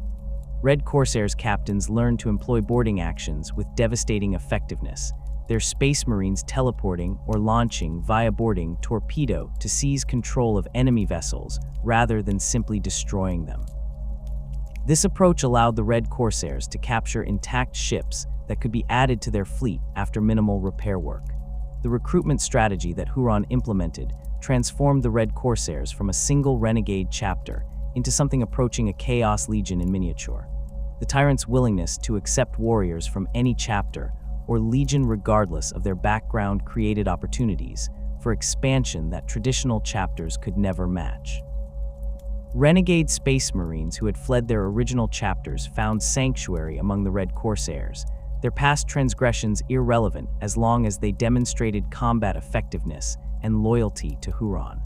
Warriors from destroyed chapters sought new brotherhood within the warband, their gene seed and expertise welcomed additions to Red Corsair's strength. Even Chaos Space Marines from older warbands occasionally joined Huron's forces, attracted by the warband's growing power and the opportunities for plunder that Red Corsairs operations provided. The forced conversion of captured Space Marines represented the darkest aspect of Red Corsairs' recruitment practices. Loyalist Space Marines taken prisoner during raids faced a choice between joining the warband or enduring torture that would eventually break their resistance. The Red Corsairs employed techniques refined through years of experience in corrupting captured battle brothers, their methods combining physical brutality with psychological manipulation and deliberate exposure to chaos energies. Captured Space Marines found themselves subjected to weeks or months of systematic abuse designed to erode their loyalty to the Imperium and their faith in the Emperor. Sorcerers worked to corrupt their prisoners' minds, their psychic attacks exploiting doubts and resentments, while amplifying the whispers of chaos entities that sought entry into the captives' souls. The indoctrination process involved forcing captured Space Marines to witness atrocities committed against Imperial prisoners, their chaplains' teachings about duty and honor twisted into justifications for the suffering inflicted. The Red Corsairs demonstrated to their captives that the Imperium they had served viewed them as expendable tools rather than valued warriors, citing examples of chapters destroyed through bureaucratic incompetence or abandoned by authorities that should have provided support. The torturers emphasized that the emperor had become a corpse sustained by the daily sacrifice of thousands of psychers, his worship a lie perpetuated by priests who enriched themselves, while warriors died defending an empire that cared nothing for their sacrifice. These arguments found fertile ground in minds already weakened by torture and warp exposure, the psychological defenses that had protected captured space marines gradually crumbling under sustained assault. The success rate for these conversion efforts varied depending on the captured Space Marines' chapter of origin and individual psychological resilience. Warriors from chapters with strong spiritual traditions or deep-seated loyalty to the Imperium proved more difficult to break, their faith providing resistance against corruption that purely rational arguments could not overcome. Space Marines from more pragmatic chapters sometimes yielded more quickly when confronted with evidence that their service had been exploited and their sacrifices unappreciated. The Red Corsairs accepted that some captives would never convert regardless of what torments they endured. These individuals eventually executed after their usefulness, as sources of intelligence had been exhausted. Those who did break and accept induction into the warband underwent rituals that formalized their corruption, their armor repainted in Red Corsairs colors, while sorcerers marked them with brands that signified their new allegiance. The rapid growth in Red Corsairs' numbers that resulted from these recruitment practices allowed the warband to replace losses and expand its strength far faster than traditional chapters could manage. Within decades of their flight into the Maelstrom, the Red Corsairs numbered several thousand battle brothers drawn from dozens of different genetic lineages. This expansion provided Huron with military strength that few Chaos warlords could match, his forces capable of conducting multiple simultaneous operations across vast regions of space. The diverse backgrounds of Red Corsairs warriors created challenges for maintaining unit cohesion and tactical coordination, but Huron's leadership and the shared culture of piracy that bound the warband together overcame these obstacles. The gene seed management required to sustain this diverse force taxed the capabilities of Red Corsairs apothecaries, their duties complicated by the need to maintain separate stocks for different genetic lineages. The apothecaries harvested gene seed from fallen Red Corsairs regardless of their original chapter, their stocks growing to include progenitor glands from gene lines as varied as the Ultramarines, Blood Angels, Space Wolves, and numerous others. This diversity provided the Red Corsairs with access to genetic traits and abilities that single lineage chapters could never possess, though it also created complications when attempting to implant gene seed into new aspirants. The apothecaries developed expertise in matching gene seed to recipients based on genetic compatibility testing, their success rates acceptable if not quite matching what dedicated chapter apothecarians achieved. The training facilities established throughout Red Corsairs territory processed a constant stream of aspirants and newly converted warriors. Young males captured during raids provided raw material for creating new Space Marines, their bodies subjected to the implantation process that would transform them into superhuman warriors if they survived. The Red Corsairs maintained lower standards than most chapters regarding aspirant selection, accepting candidates who might have been rejected as unsuitable by more discriminating recruiters. This approach resulted in higher failure rates during the transformation process, but the abundance of potential aspirants made such losses acceptable. Those who survived emerged as full battle brothers with loyalty to Huron and the Red Corsairs rather than any memory of their previous lives, their indoctrination emphasizing strength and personal advancement over the duty and honor that Imperial chapters instilled. The organizational structure that emerged from this recruitment approach differed substantially from traditional chapter organization. The Red Corsairs maintained companies of varying sizes, their strength determined by operational requirements rather than adherence to codex patterns. A company might number anywhere from 50 to several hundred warriors depending on its role and the resources available to its commander. Huron assigned companies to specific tasks based on their capabilities and their commanders' proven expertise, with some specializing in naval operations, while others focused on planetary assault or garrison duties. This flexibility allowed the Red Corsairs to adapt their force structure to changing circumstances without the doctrinal constraints that limited more traditional chapters. The expansion of Red Corsairs' influence throughout the Maelstrom continued as Huron's forces seized additional territory and brought more renegade groups under their control. The warband established forward bases on worlds scattered across the storm's inner regions, each position serving as a staging area for raids into adjacent Imperial space or as waypoints along navigation routes through the Maelstrom. These bases varied in size and sophistication, from simple outposts garrisoned by a few dozen warriors to substantial fortresses housing hundreds of Red Corsairs supported by thousands of slaves and auxiliaries. The network of installations extended Red Corsairs' operational reach while providing the infrastructure necessary to support the warband's growing fleet and expanding warrior strength. The tribute system that funded Red Corsairs' operations extracted resources from dozens of smaller warbands and renegade settlements throughout the Maelstrom. Huron's representatives visited these groups regularly to collect payments, their presence backed by the implicit threat that failure to provide adequate tribute would result in Red Corsairs' assault forces arriving to take what they wanted by force. Most groups complied with these demands, recognizing that the cost of tribute remained far less than the losses they would suffer if they attempted resistance. The tribute took various forms, including raw materials, finished goods, intelligence about potential targets, and occasionally warriors who joined the Red Corsairs either voluntarily or under duress. This system provided steady income that supplemented what the Red Corsairs obtained through direct raiding, their economic base growing to support military operations of increasing scale and complexity. The Red Corsairs' approach to warfare evolved from their origins as a codex-compliant chapter into something far more ruthless and opportunistic, their tactical doctrine shaped by years of operating as pirates and raiders within the Maelstrom's lawless depths. The transformation from disciplined space marines into predatory reavers manifested most clearly in their emphasis on naval superiority and void warfare, domains where the Red Corsairs developed capabilities that exceeded those of most Imperial forces operating in the region. Huron understood that controlling the space between worlds provided strategic advantages that ground-based strength could never match.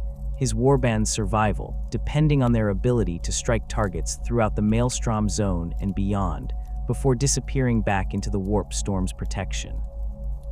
The Red Corsairs' naval doctrine prioritized aggressive ship-to-ship combat conducted at ranges where their superior crew training and willingness to accept casualties provided decisive advantages over more cautious Imperial commanders. Their vessels closed rapidly with enemy ships, their captains driving their crews to push engines beyond safe operational parameters while accepting the risks of catastrophic failure that such practices entailed. The warband's gunners trained extensively in targeting critical systems rather than simply inflicting maximum damage. Their lance strikes and torpedo salvos aimed at crippling enemy propulsion or destroying weapons batteries that might threaten Red Corsairs vessels during the closing phase of engagement. This aggressive approach transformed void battles into brutal exchanges where the side willing to endure greater punishment typically emerged victorious. Boarding actions represented the Red Corsairs' preferred method for resolving naval engagements when circumstances permitted their employment. The warband maintained extensive stocks of boarding torpedoes, these specialized munitions designed to penetrate enemy hulls and deliver assault teams directly into hostile vessels.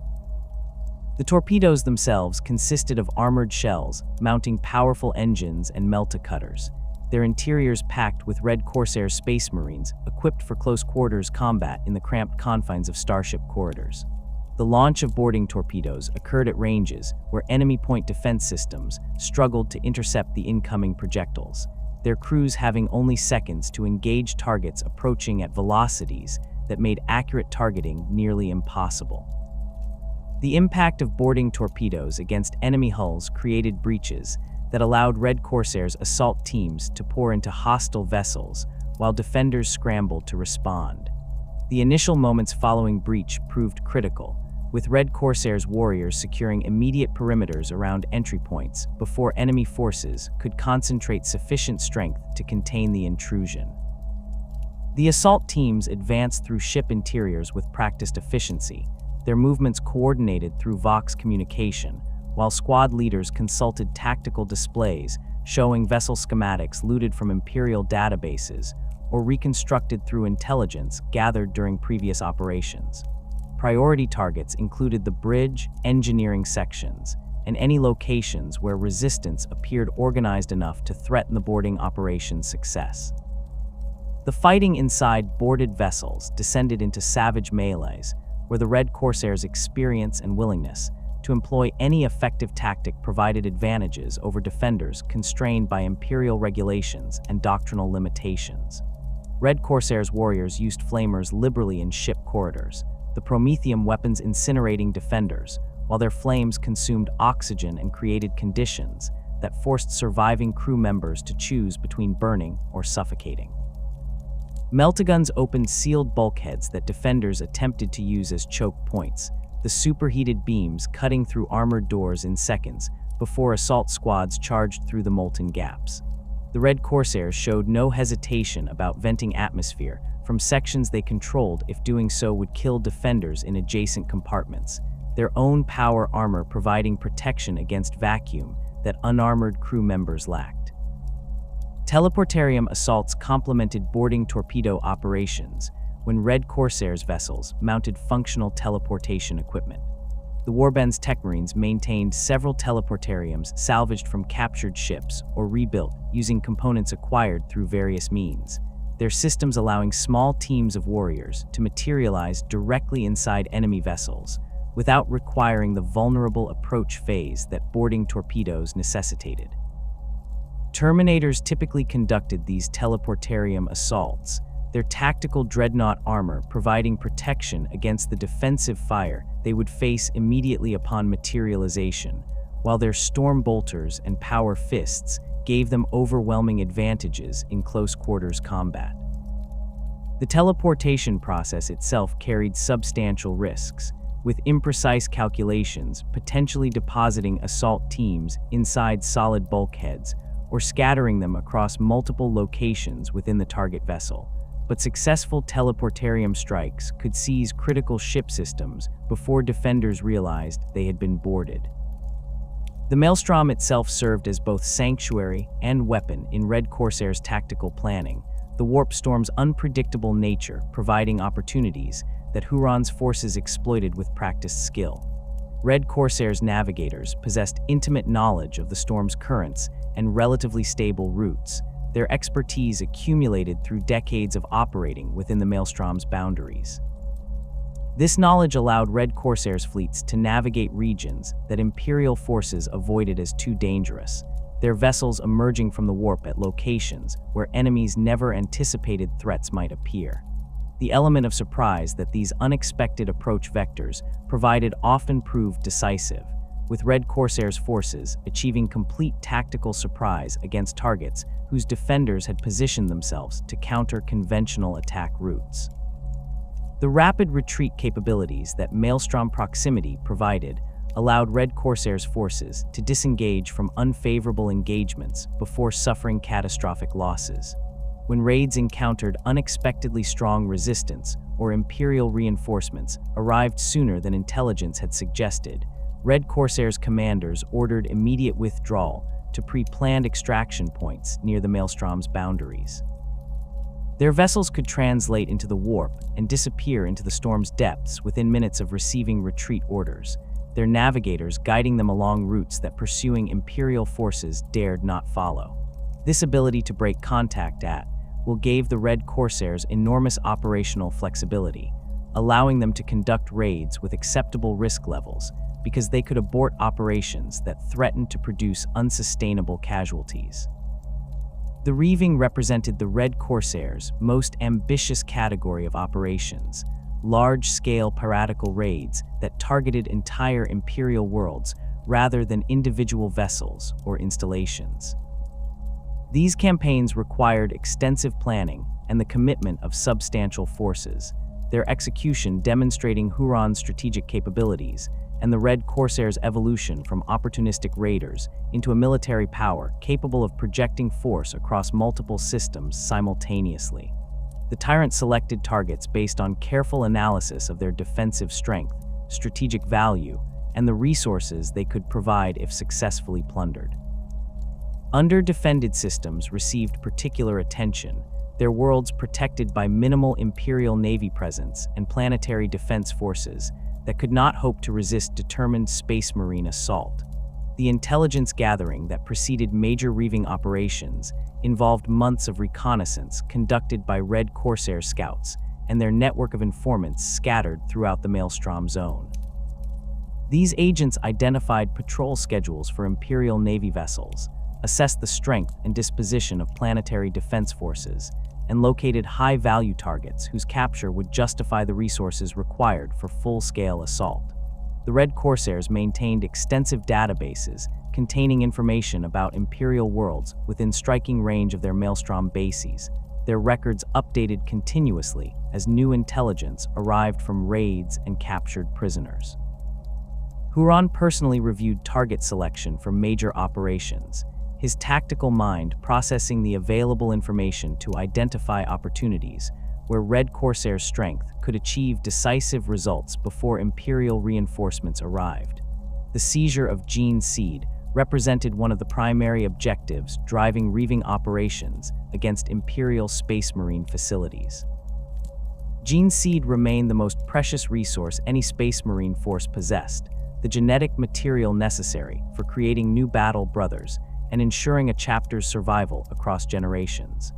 Imperial chapters maintained gene seed repositories in their fortress monasteries, these vaults containing progenid glands harvested from fallen warriors and held in stasis awaiting implantation into new aspirants.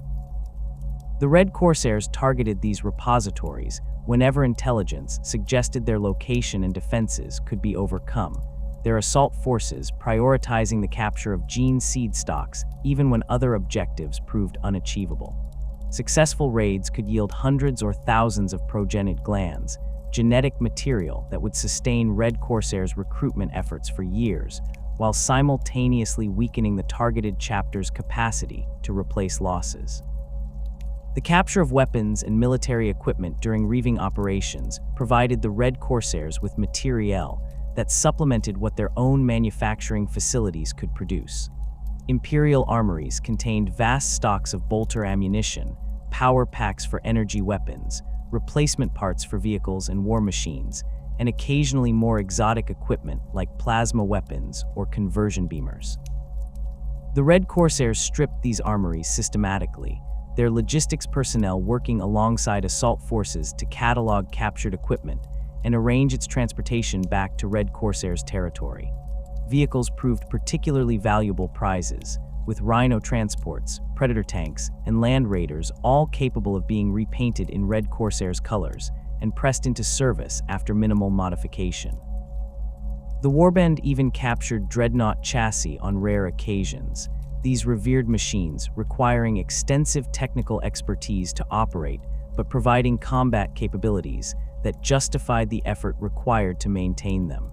The enslavement of captured populations served multiple purposes within Red Corsairs' operational doctrine. Skilled workers and technicians found themselves transported to Red Corsairs facilities, where their expertise could be exploited maintaining equipment and infrastructure. Young males of appropriate age became aspirants for transformation into Space Marines, their bodies subjected to gene seed implantation, regardless of whether they possessed the genetic markers that Imperial chapters would have required. Women and older individuals faced assignment to labor battalions that performed the brutal physical work necessary to maintain Red Corsairs' bases and extract resources from conquered worlds. The psychological impact of these mass enslavements extended beyond the immediate victims, with populations throughout the Maelstrom zone living in constant fear that Red Corsairs' raids might descend upon their worlds and drag thousands into captivity.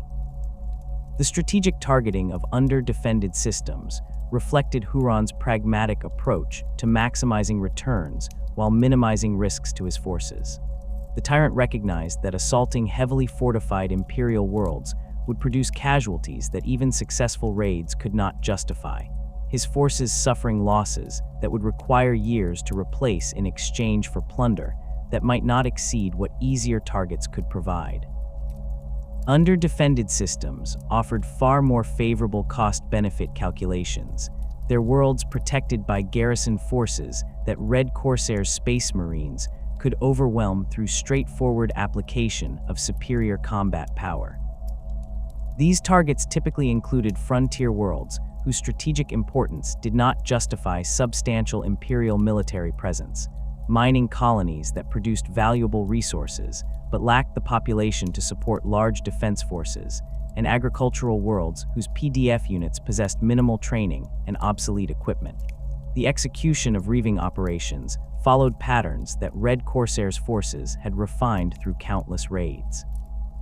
The initial assault phase involved achieving orbital superiority through destruction or suppression of defensive platforms and any Imperial Navy vessels present in the system. Red Corsairs' fleet elements engaged these targets with overwhelming firepower, their goal being rapid elimination of threats rather than prolonged void battles that might allow defenders to transmit distress calls or delay the ground assault. Once orbital space had been secured, Red Corsairs' landing forces descended to planetary surfaces in waves, their Thunderhawk gunships and drop pods delivering Space Marines to predetermined objectives, while supporting naval bombardment suppressed organized resistance. The ground campaigns that followed emphasized speed and violence over methodical reduction of defensive positions. Red Corsairs' assault forces struck at command and control facilities, communication centers, and concentrations of military strength, their attacks designed to shatter organized resistance before defenders could coordinate effective responses. The warbands' tactical squads advanced behind rolling barrages of supporting fire, their bolters and heavy weapons cutting down PDF troopers who attempted to establish defensive lines. Assault squads equipped with jump packs struck at rear areas, their attacks creating chaos and preventing defenders from establishing stable positions from which to mount counterattacks. The Red Corsairs accepted higher casualty rates than more cautious forces would tolerate, calculating that rapid victory justified losses that protracted campaigns would eventually exceed. The asymmetric warfare tactics that characterized Red Corsairs' operations reflected their willingness to employ methods that Imperial forces would reject as dishonorable or counterproductive. Terror served as a deliberate tool in the Red Corsairs' tactical arsenal, their forces conducting atrocities designed to break enemy morale and create psychological pressure that supplemented their military advantages. Captured defenders faced public executions broadcast across planetary communication networks, their deaths serving as warnings about the consequences of resistance. Civilian populations in contested areas suffered deliberate targeting, their communities burned and their inhabitants enslaved or killed to demonstrate that cooperation with Red Corsairs' demands offered the only path to survival. These terror tactics produced results that purely military operations could not achieve, with defending forces sometimes surrendering or fleeing rather than face the horrors that continued resistance would bring.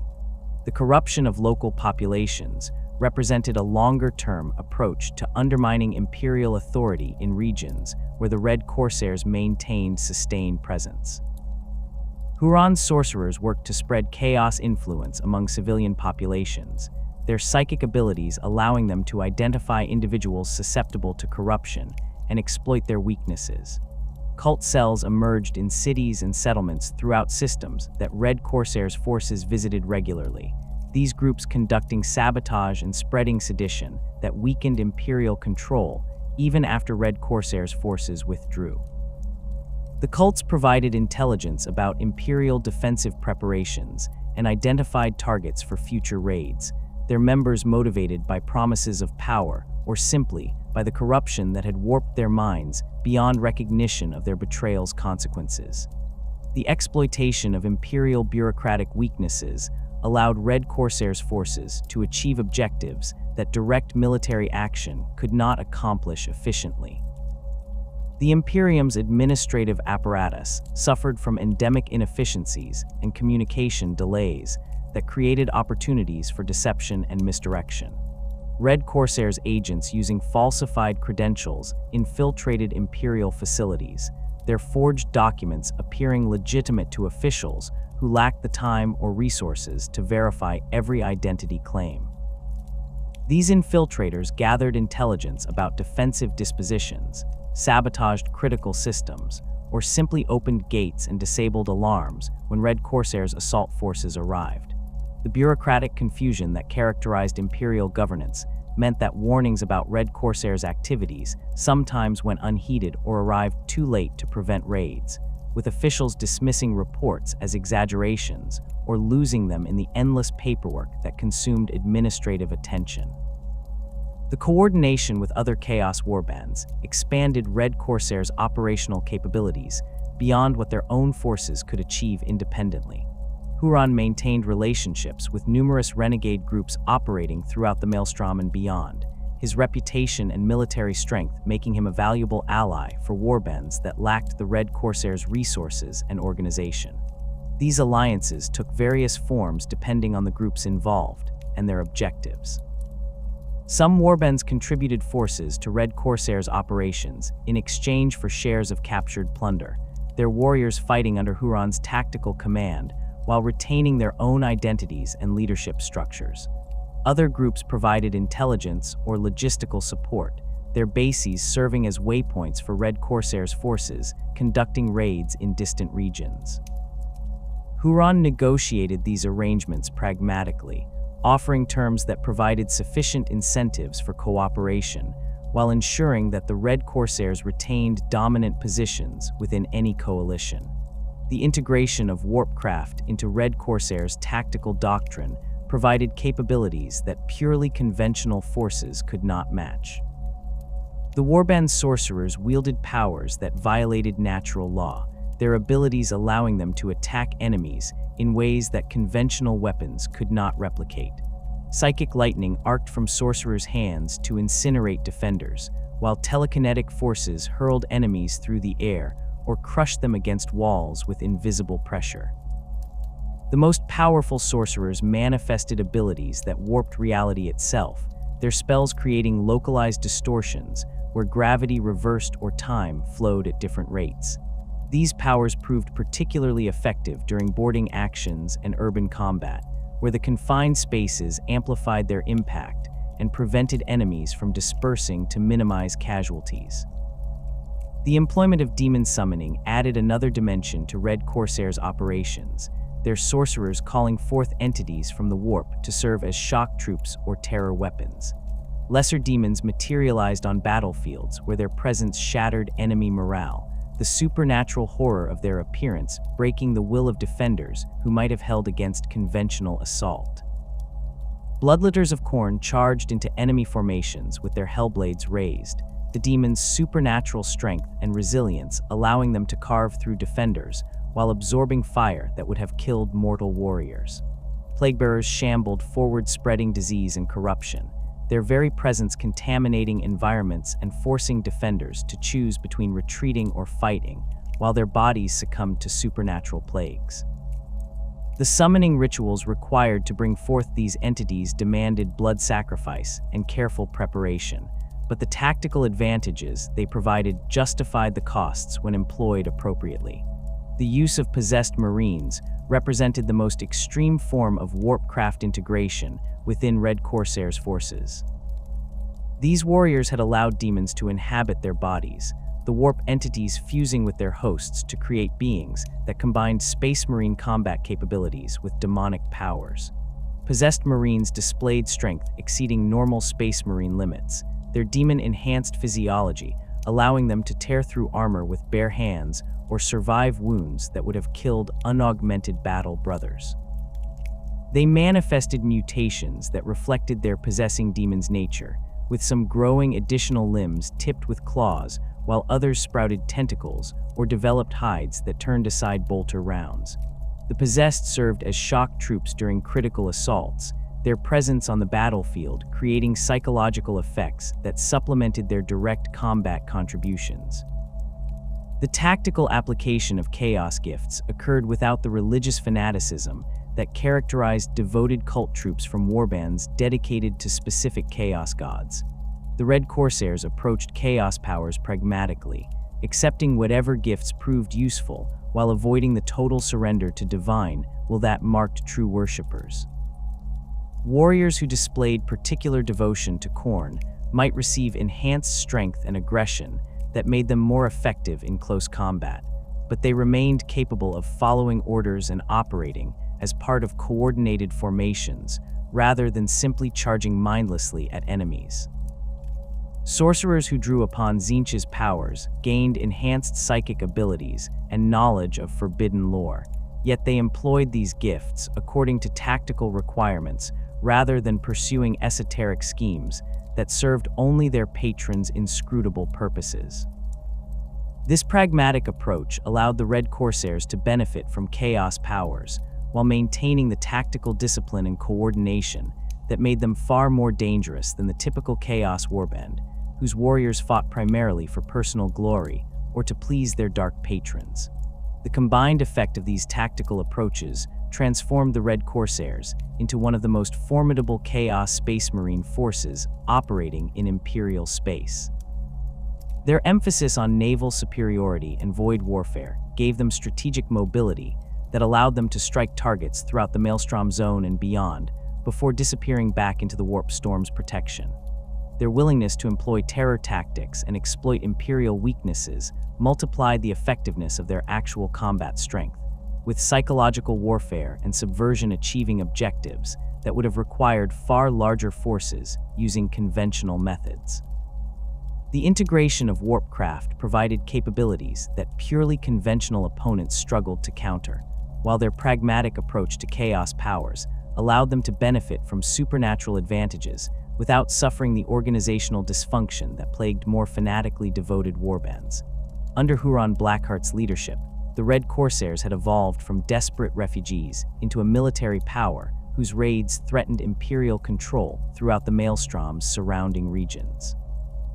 The Skull Harvest campaigns represented the Red Corsairs' most ambitious series of coordinated raids, operations that demonstrated both their growing military strength and their capacity to project power far beyond the Maelstrom's boundaries.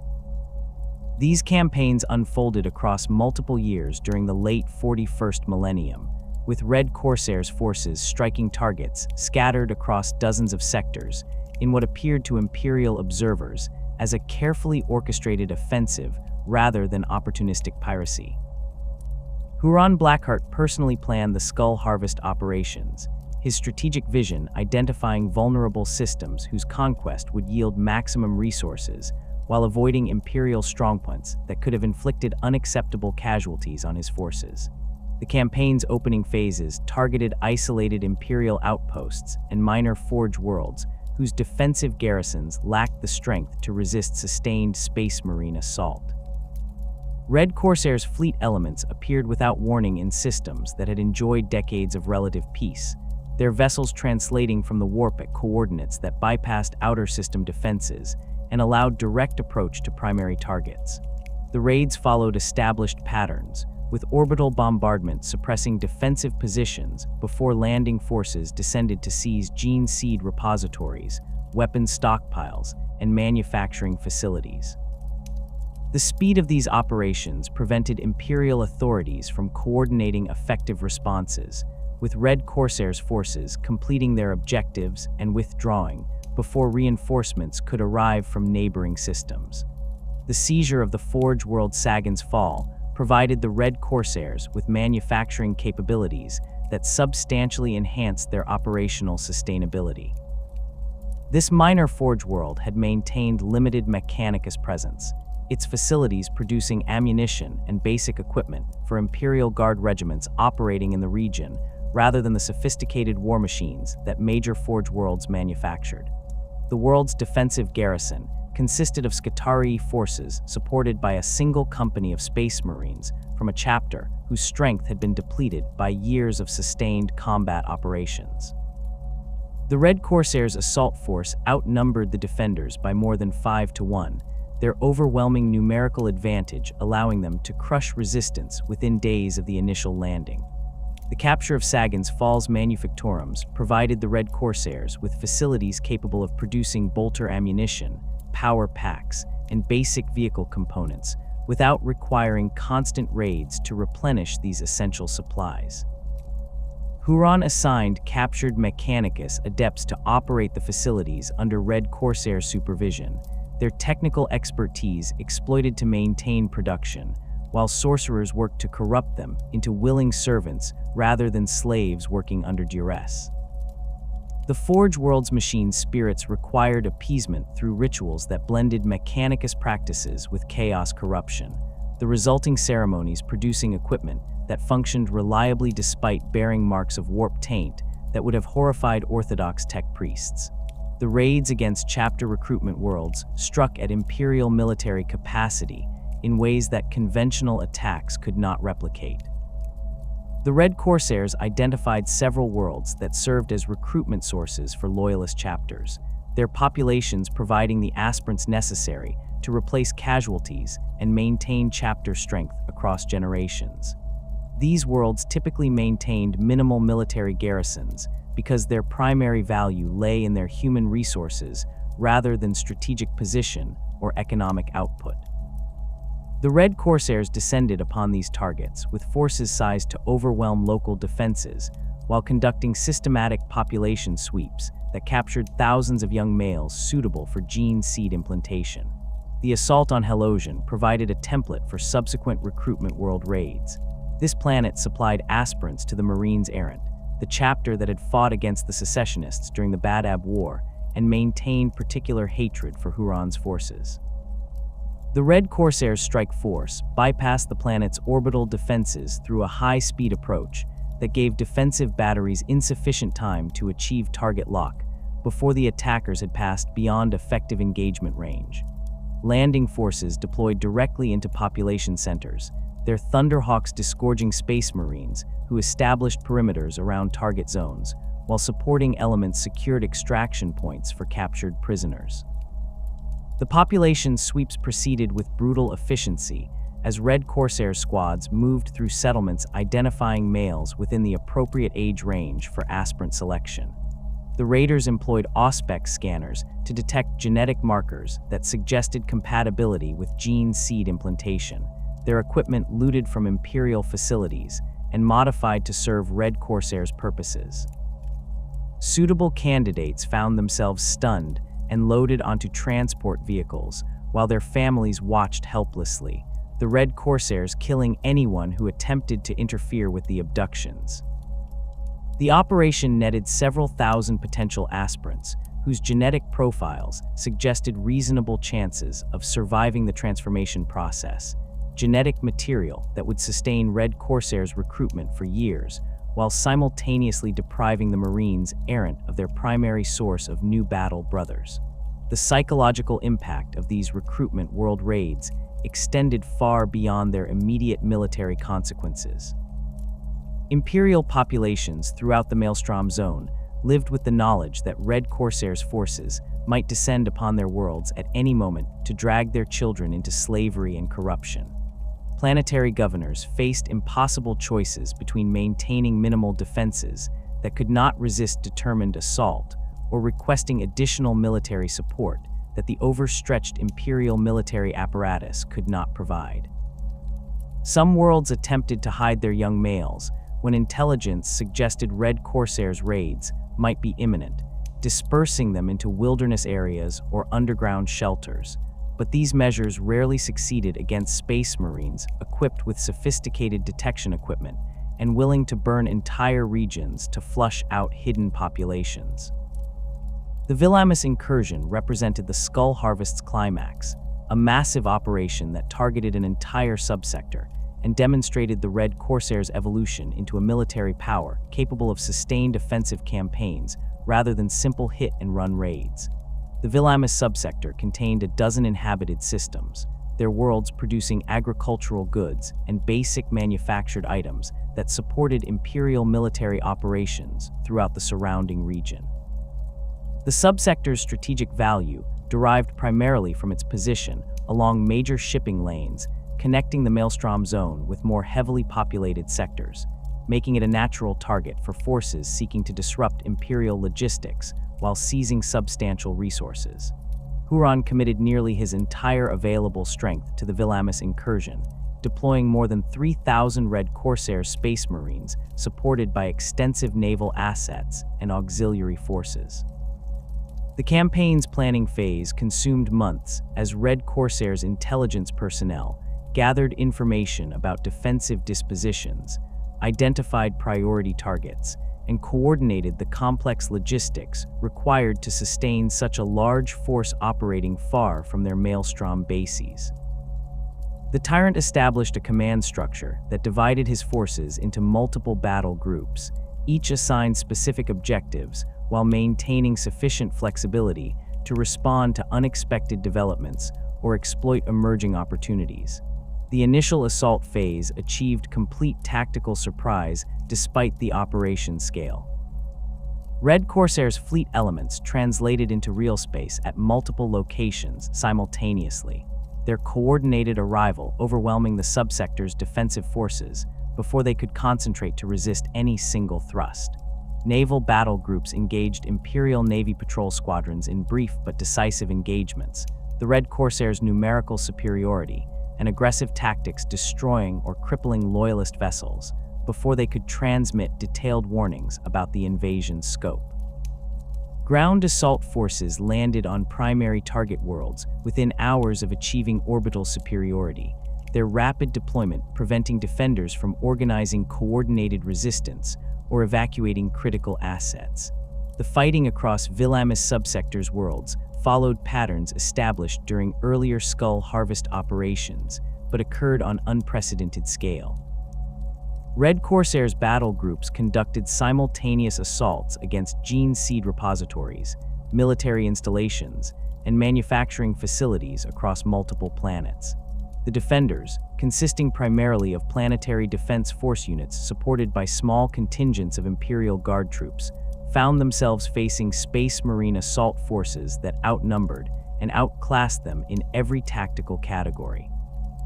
Some garrisons attempted to hold fortified positions, their heavy weapons and prepared defenses inflicting casualties on attacking Red Corsairs, but ultimately collapsing under sustained pressure from forces that accepted losses conventional commanders would have considered prohibitive.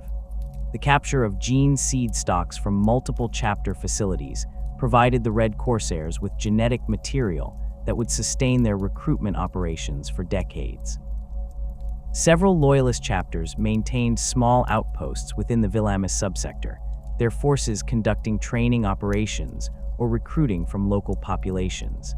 These facilities stored gene seed reserves in secure vaults designed to protect them against conventional assault, their defenses including reinforced bunkers and automated defense systems that activated when unauthorized personnel approached. The Red Corsairs brought specialized equipment for breaching these vaults, their tech marines employing melta-cutters and shaped charges to burn through armored doors, while sorcerers disabled defense systems through warp-based interference. The captured progenitor glands represented genetic lineages from at least 4 different chapters, their diversity providing the Red Corsairs with options for matching gene seed to aspirants based on compatibility testing. The systematic looting of military stockpiles throughout the subsector yielded equipment quantities that exceeded what the Red Corsairs could transport in a single operation. Huron's logistics personnel prioritized high-value items including power armor components, vehicle spare parts, and specialized weapons systems that the warbands' own facilities could not manufacture. The Red Corsairs established temporary bases on conquered worlds where they could process captured materiel, their work parties sorting through seized equipment while defending against increasingly desperate Imperial counterattacks. Some items required immediate evacuation to Red Corsairs vessels, their strategic value justifying the risk of exposure to enemy fire during loading operations. Lower priority goods received storage in secured facilities that the Red Corsairs intended to revisit during subsequent raids after Imperial attention had shifted elsewhere. The Imperial response to the Villamis incursion demonstrated both the military's capacity to mobilize substantial forces when major threats emerged and the organizational dysfunctions that plagued coordinated operations across multiple Imperial institutions.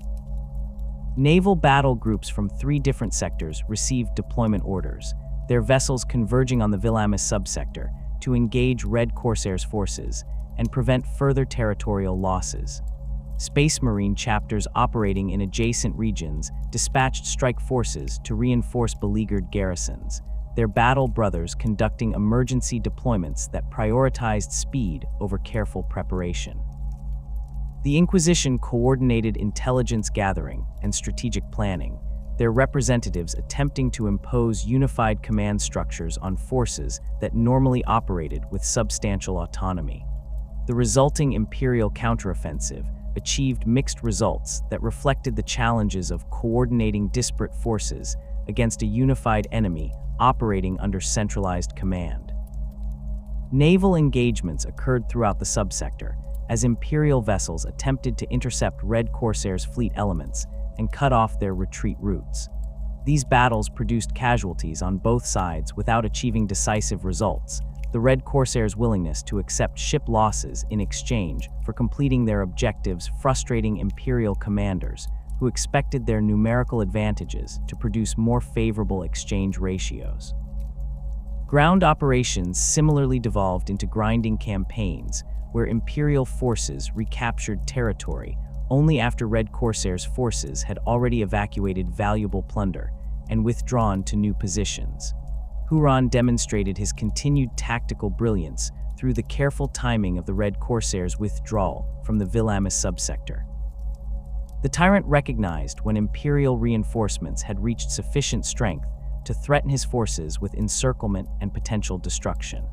Rather than risk his warband in battles where Imperial numerical superiority might prove decisive, Huron ordered systematic evacuation of Red Corsairs' forces, beginning with units that had completed their objectives and moving to those still engaged in combat operations. The withdrawal proceeded in stages, with rearguard forces holding critical positions to cover the evacuation of main elements, while naval assets provided fire support that discouraged Imperial pursuit. The final Red Corsairs elements departed the Villamis subsector approximately 4 months after the incursion's commencement, their vessels laden with captured equipment and thousands of enslaved prisoners. The campaign's material gains exceeded even optimistic projections, with gene seed stocks sufficient to create several thousand new Space Marines, weapons and ammunition that would sustain operations for years, and manufacturing equipment that enhanced the Red Corsairs' industrial capacity. The strategic impact extended beyond these tangible results, demonstrating to Imperial authorities that the Red Corsairs had evolved into a threat requiring sustained military commitment to contain rather than a nuisance that could be addressed through occasional punitive expeditions. The territorial wars within the Maelstrom consumed substantial Red Corsairs' attention and resources as Huron worked to establish and maintain dominance over rival Chaos warbands operating within the Warp Storm's depths. The Maelstrom harbored dozens of renegade groups ranging from small pirate bands to substantial warbands led by veteran Chaos Space Marines who had operated in the region for centuries. These groups competed for control of strategic locations, raiding rights in adjacent Imperial space, and access to resources scattered throughout the Storm's inner regions. Huron's arrival with his substantial forces disrupted existing power balances, the Red Corsairs' strength threatening established warbands that had previously dominated local hierarchies. The conflict with the Corpse Taker's warband illustrated the brutal nature of these internal struggles. This group had controlled several valuable systems within the Maelstrom's inner regions, their bases positioned along navigation routes that provided access to Imperial space beyond the storm's boundaries.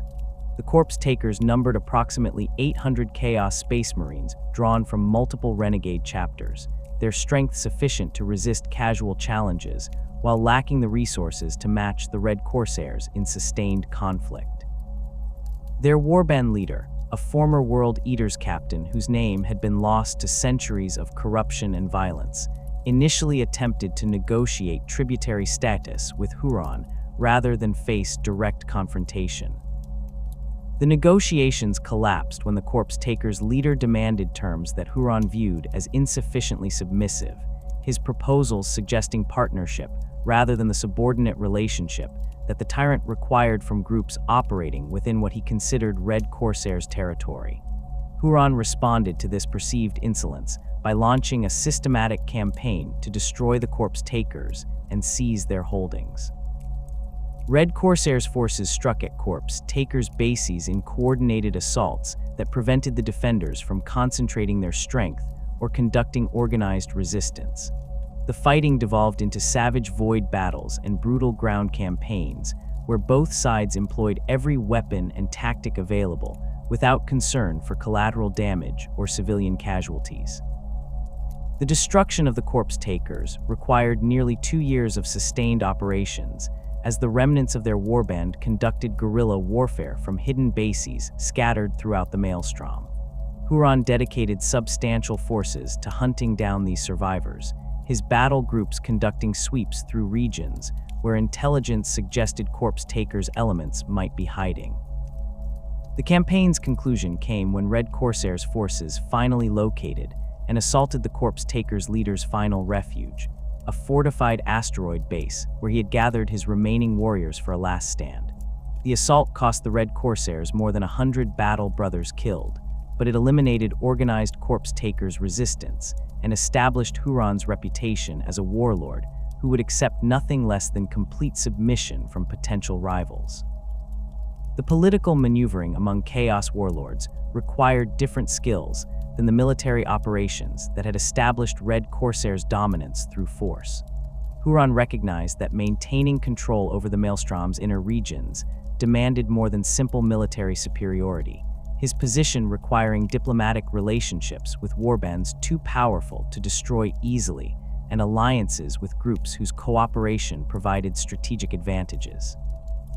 The tyrant approached these political challenges with the same calculating pragmatism he applied to military planning, his negotiations designed to maximize Red Corsairs' benefits while offering sufficient incentives to secure cooperation from potential allies.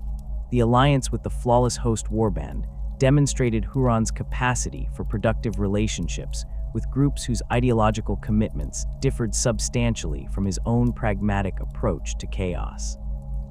The Flawless Host served Slaanesh with fanatical devotion, their warriors pursuing perfection through excess and sensation, in ways that the Red Corsairs found distasteful but not incompatible with cooperation on specific operations. The warband controlled several systems within the Maelstrom that contained resources the Red Corsairs needed, while their expertise in certain specialized warfare techniques complemented Red Corsairs' capabilities. Huron negotiated terms that granted the Flawless Host autonomy within their territory in exchange for tribute payments and military support during major campaigns, the arrangement providing both parties with benefits that justified accepting the other's continued existence. The establishment of dominance over the Maelstrom's inner regions proceeded gradually, as Huron defeated or co-opted rival warbands while building the infrastructure necessary to sustain Red Corsairs' control.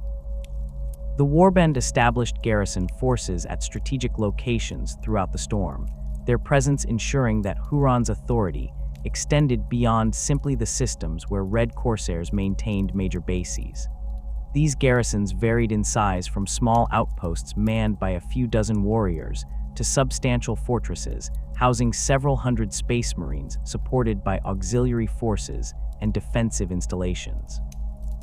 The garrison troops enforced Huron's edicts regarding tribute collection and territorial boundaries, their authority backed by the implicit threat that defiance would bring Red Corsairs' battle groups to punish transgressors. The raids against former enemies provided Huron with opportunities to settle grudges accumulated during the Badab War, while simultaneously achieving practical objectives that benefited Red Corsairs' operations. The tyrant maintained detailed records of loyalist forces that had participated in the assault on Badab Primaris, his memory for perceived betrayals and injuries remaining sharp despite decades passing since the conflict's conclusion. The Marines Errant received particular attention given their prominent role in loyalist operations, their chapter becoming a priority target for Red Corsairs raids whenever opportunities presented themselves. Huron personally planned several operations against Marines Errant facilities, his tactical genius ensuring that these revenge strikes achieved military objectives, while inflicting maximum psychological damage on a chapter he blamed for his transformation into a hunted renegade.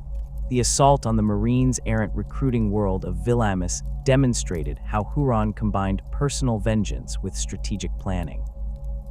This world had supplied the Marines Errant with aspirants for centuries, its population screened for genetic markers that suggested compatibility with the chapter's gene seed.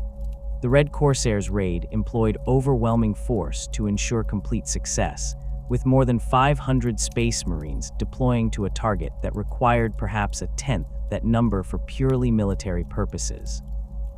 The operation's true objective extended beyond simple resource acquisition to inflicting lasting damage on a chapter that Huron viewed as deserving punishment for their role in his defeat. The raiders conducted systematic destruction of recruiting infrastructure, burning training facilities, and killing tribal leaders whose communities had traditionally provided aspirants. The captured young males represented both immediate value as potential Red Corsairs recruits and long-term damage to Marines Errant strength that would require decades to repair. The participation in various Chaos campaigns allowed the Red Corsairs to establish relationships with other major Chaos forces while gaining experience in large-scale operations that exceeded typical raiding activities. Huron recognized that the Red Corsairs' long-term survival and growth required integration into broader Chaos power structures, his warbands position strengthened by alliances with established forces whose influence extended beyond the Maelstrom zone. The tyrant approached these campaigns selectively, committing forces only when participation offered clear benefits that justified the risks and resource expenditure involved. His pragmatic assessment of each opportunity frustrated more ideologically committed Chaos warlords who expected automatic support for campaigns against the Imperium, but it ensured that Red Corsairs' involvement produced tangible gains rather than simply serving others' strategic objectives. The involvement during the 13th Black Crusade period demonstrated the Red Corsairs' capacity to contribute meaningfully to major Chaos offensives while maintaining their independence and pursuing their own agenda. Abaddon the Despoiler's massive assault against the Cadian Gate created opportunities throughout Imperial space as Loyalist forces concentrated to resist the Black Legion's advance. Huron committed Red Corsairs battle groups to operations in regions distant from the main thrust, their raids exploiting the reduced Imperial military presence to seize objectives that would have been heavily defended under normal circumstances. These operations followed established Red Corsairs patterns, with forces striking at gene seed repositories, manufacturing facilities, and recruitment worlds, while avoiding direct confrontation with major Imperial formations, redeploying toward the Cadian sector. The Era Indomitus brought new challenges and opportunities as the Great Rift's opening transformed the galaxy's strategic landscape. The massive warp storm that split Imperial space created conditions throughout the Imperium Nihilus that resembled the Maelstrom on vastly larger scale, regions where Imperial authority collapsed and Chaos forces operated with unprecedented freedom. The Red Corsairs expanded their operations into these newly accessible territories, their experience navigating warp storms and operating in regions with minimal Imperial presence providing advantages that more conventional Chaos forces lacked. Huron established forward bases in systems cut off from Terra by the Great Rift, his forces exploiting the confusion and desperation that characterized Imperial worlds suddenly isolated from the Astronomican's light and the support it represented. The raids against Primaris Space Marine facilities represented a new category of operations as the Red Corsairs adapted to confront Lufgt Huron's reinforcements for Loyalist chapters. These genetically enhanced Space Marines possessed capabilities exceeding those of traditional battle brothers, their improved physiology and enhanced equipment making them formidable opponents even for experienced Red Corsairs warriors. Huron recognized that capturing Primaris gene seed and the specialized equipment these warriors employed would provide substantial advantages, but obtaining these prizes required operations against targets defended by the Imperium's most capable forces. The Red Corsairs conducted careful reconnaissance before attempting assaults on Primaris facilities, their intelligence gathering identifying moments of vulnerability when defenses might be temporarily reduced or when isolated Primaris forces could be overwhelmed before reinforcements arrived. The successful raid on a Primaris training facility in the Nachmund Gauntlet region provided the Red Corsairs with their first substantial stocks of Primaris gene seed and the technical documentation necessary to begin producing their own Primaris equivalent warriors. The operation required committing nearly 1,000 Red Corsair Space Marines against a facility defended by approximately 300 Primaris Marines from the Ultramarines chapter. The assault force's numerical superiority barely sufficient to overcome the defenders' enhanced capabilities and fortified positions. The fighting lasted 3 days as Red Corsairs forces ground through defensive lines that inflicted casualties exceeding 40% of the attacking strength.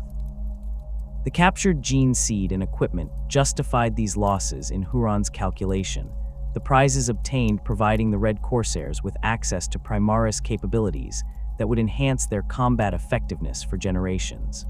The opening of the Great Rift fundamentally altered the strategic environment in which the Red Corsairs operated, creating opportunities and challenges that Huron Blackheart exploited with characteristic ruthlessness. The massive warp storm that split the galaxy transformed vast regions of Imperial space into conditions resembling the Maelstrom on unprecedented scale, with entire sectors cut off from Terra and the Astronomican's guiding light. The Imperium Nihilus, as these darkened territories became known, offered the Red Corsairs access to worlds whose defenders struggled simply to survive rather than maintain the vigilance necessary to resist determined raiders.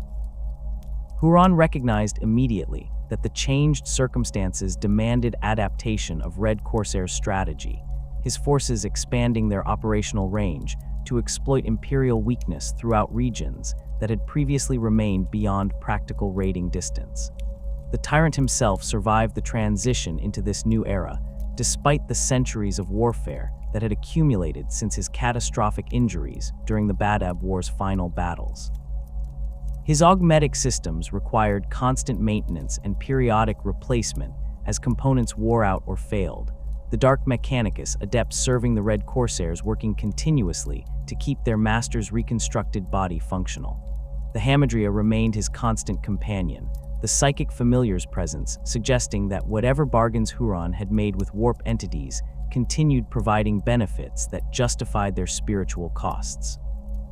The tyrant's tactical brilliance showed no signs of deterioration, his strategic planning demonstrating the same calculating pragmatism that had characterized his leadership since the Astral Claws secession.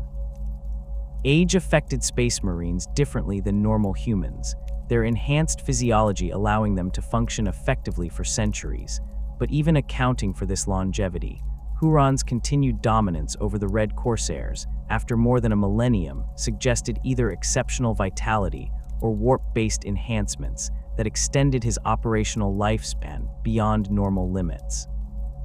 The Indomitus Crusade presented both threats and opportunities, as Lufgt Huron's massive military expedition worked to reconnect isolated Imperial territories and reinforce beleaguered defenders throughout the Imperium Nihilus.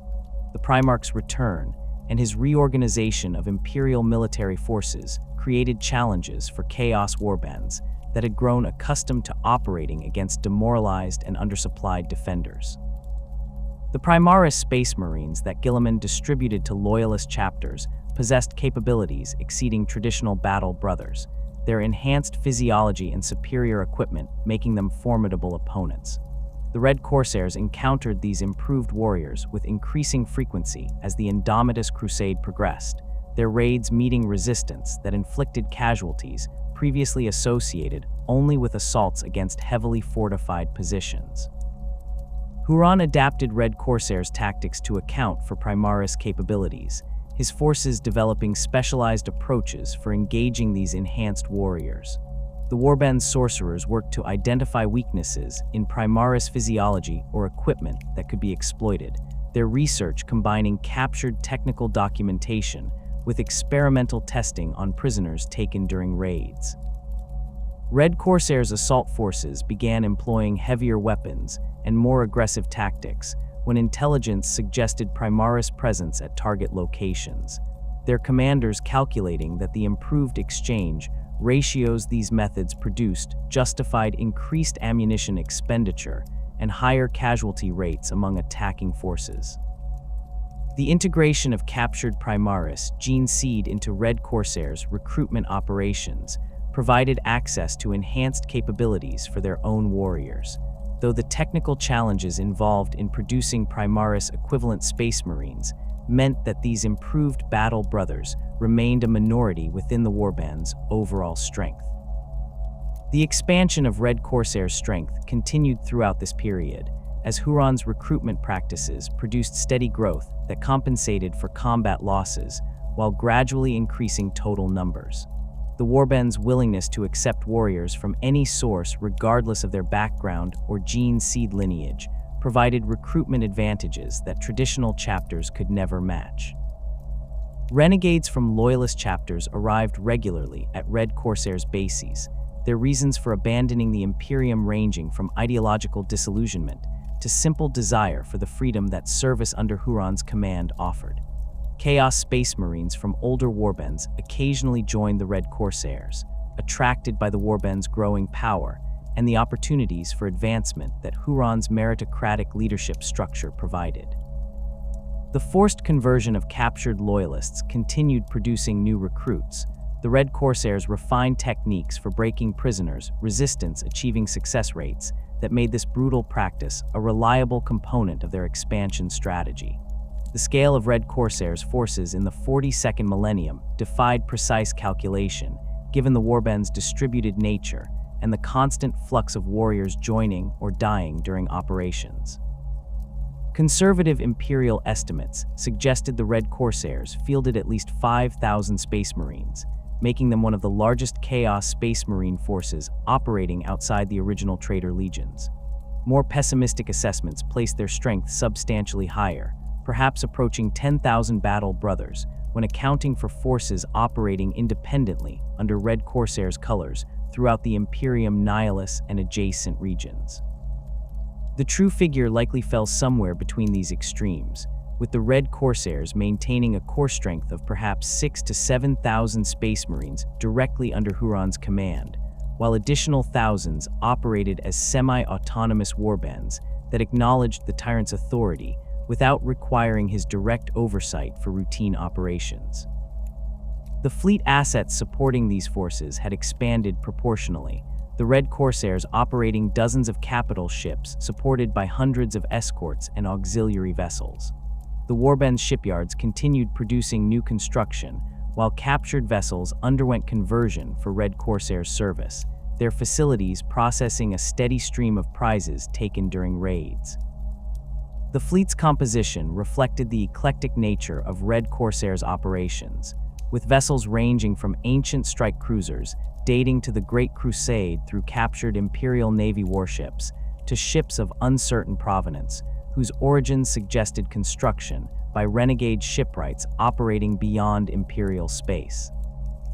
This diverse fleet provided the Red Corsairs with naval superiority throughout the Maelstrom and substantial power projection capabilities that allowed them to conduct operations across vast regions of the galaxy. The strategic threat that the Red Corsairs posed to Imperial interests extended far beyond what their numbers alone suggested.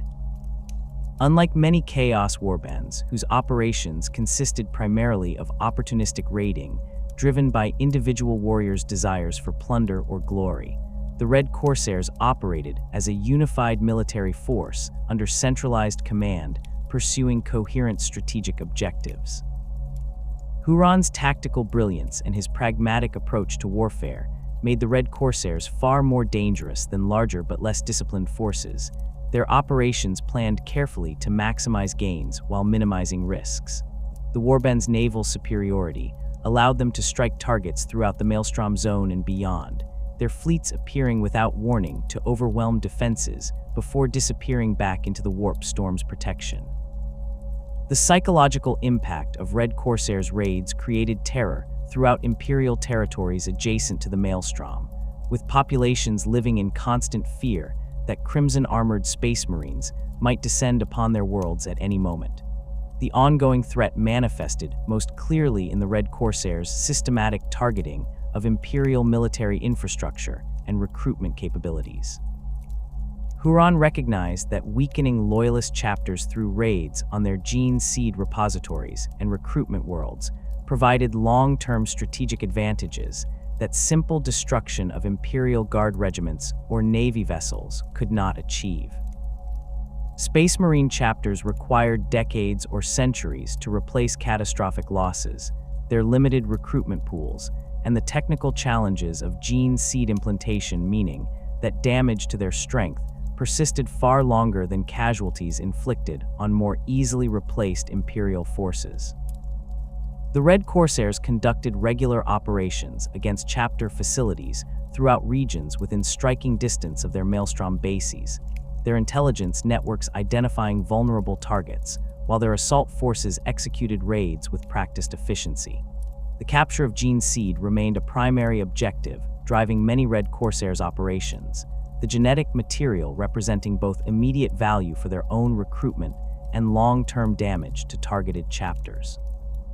Imperial authorities calculated that the Red Corsairs had seized Gene Seed stocks from at least 24 different chapters over the centuries since their transformation into pirates, the stolen progenitor glands numbering in the thousands. This systematic theft weakened loyalist forces throughout the Maelstrom zone while simultaneously fueling Red Corsairs' expansion, creating a strategic dynamic where Imperial strength declined as Chaos forces grew stronger. The Adeptus Terra recognized this threat, but struggled to develop effective countermeasures, their attempts to improve security at Gene Seed repositories producing limited results against raiders who possessed detailed knowledge of Imperial defensive procedures and the willingness to accept heavy casualties in exchange for achieving their objectives. The question of Huron Blackheart's ultimate ambitions remained subject to debate among Imperial strategists and inquisitors who studied the Red Corsairs' threat. The tyrant's public statements and observable actions suggested multiple possible interpretations of his long-term goals, with evidence supporting several different theories about what he sought to achieve beyond simple survival and expansion of his power base. Some analysts argued that Huron aimed to carve out an independent Chaos empire within the Maelstrom, his forces gradually extending their control over the Warp Storm's inner regions until he ruled a domain comparable to the Eye of Terror's demon worlds. This interpretation drew support from the Red Corsairs' systematic conquest of territory within the Maelstrom and their establishment of tribute systems that extracted resources from weaker warbands, behaviors suggesting empire building rather than simple piracy. Alternative theories proposed that Huron sought to establish himself as a major power broker within broader Chaos hierarchies, his warband's strength and his tactical reputation providing leverage in negotiations with more established Chaos warlords and demon princes. The Red Corsairs' participation in various Chaos campaigns demonstrated Huron's willingness to cooperate with other forces when such cooperation served his interests, while his careful maintenance of independence suggested he viewed himself as a peer to other major Chaos leaders rather than a subordinate. This interpretation emphasized the tyrant's pragmatic approach to Chaos powers, his refusal to commit exclusively to any single Chaos god suggesting he he sought to maintain flexibility and autonomy, rather than pursuing the kind of apotheosis that consumed more devoted Chaos champions. The most disturbing possibility, from an Imperial perspective, involved speculation that Huron planned eventual revenge against the Imperium for the humiliation and losses he had suffered during the Badab War. The tyrant maintained detailed records of loyalist forces that had participated in the assault on Badab Primaris, his memory for perceived betrayals suggesting that settling these grudges remained a priority despite centuries passing since the conflict.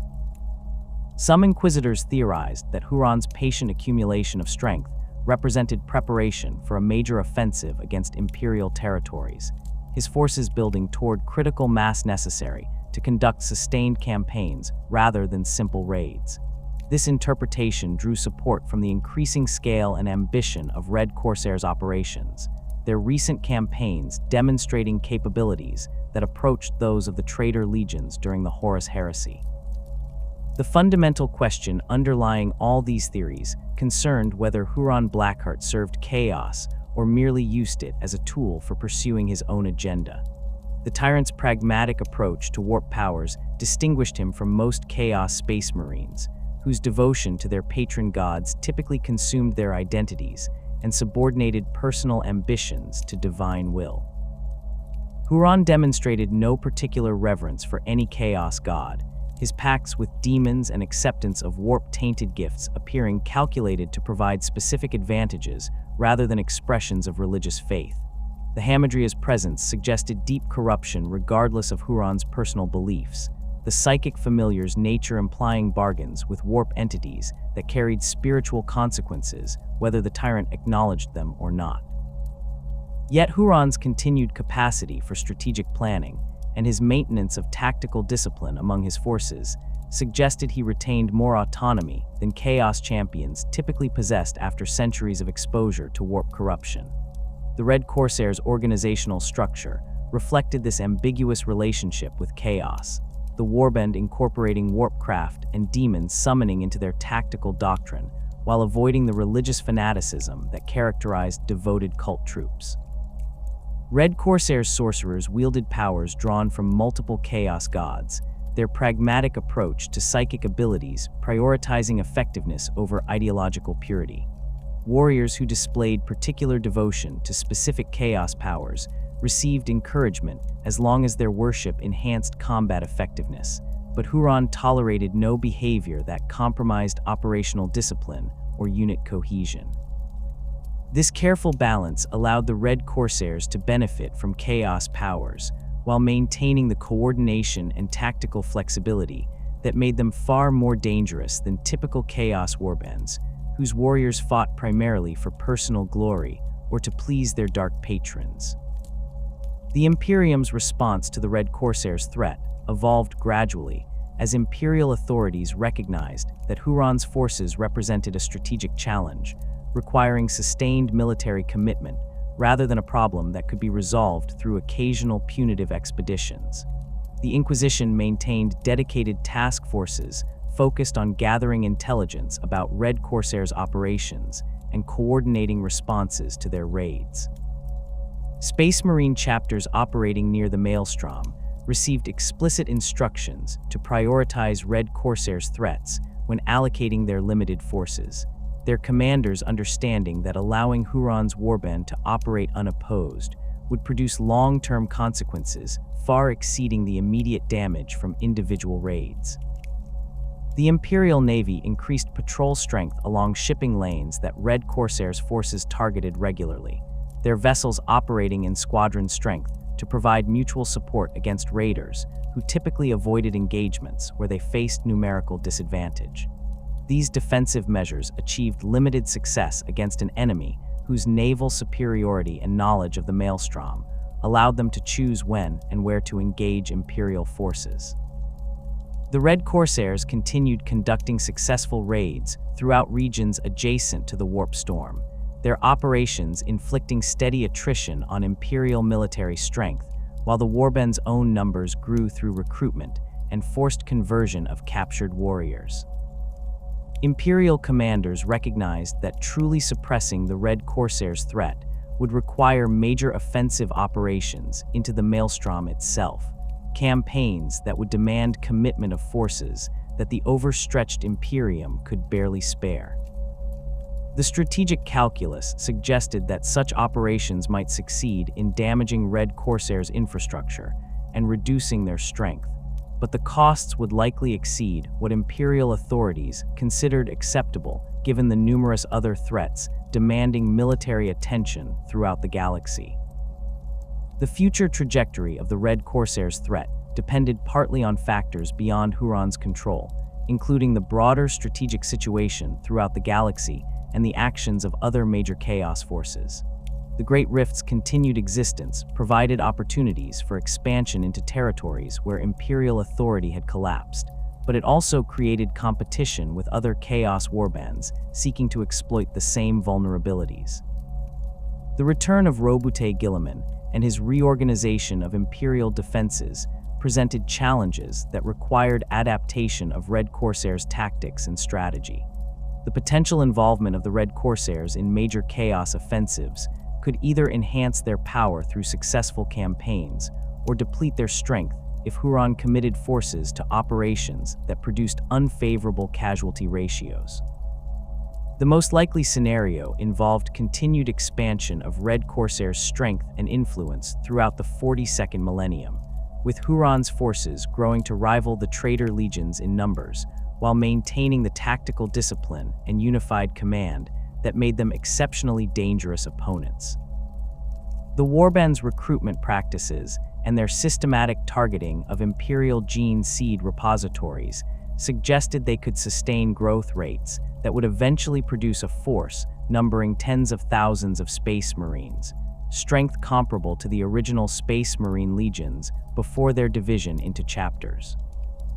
This expansion would transform the Red Corsairs from a regional threat into a strategic challenge, requiring major Imperial military commitment to contain their operations, potentially affecting the broader balance of power between the Imperium and Chaos forces throughout the galaxy. The legacy of Lufgt Huron extended beyond the immediate threat that the Red Corsairs posed to Imperial territories. The tyrant's transformation from loyal chapter master into one of the most successful Chaos warlords in the galaxy demonstrated how Imperial institutions' failures could create enemies far more dangerous than simple corruption or ideological conversion to chaos. Huron's original grievances about Imperial bureaucracy and resource allocation contained legitimate criticisms that resonated with many who served on the Imperium's frontiers.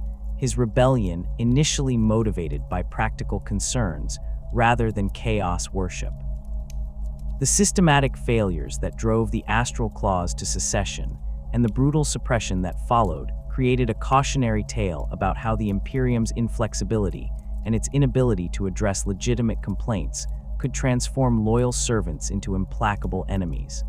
The Red Corsairs' continued existence after more than a millennium represented an indictment of Imperial strategic planning and military effectiveness.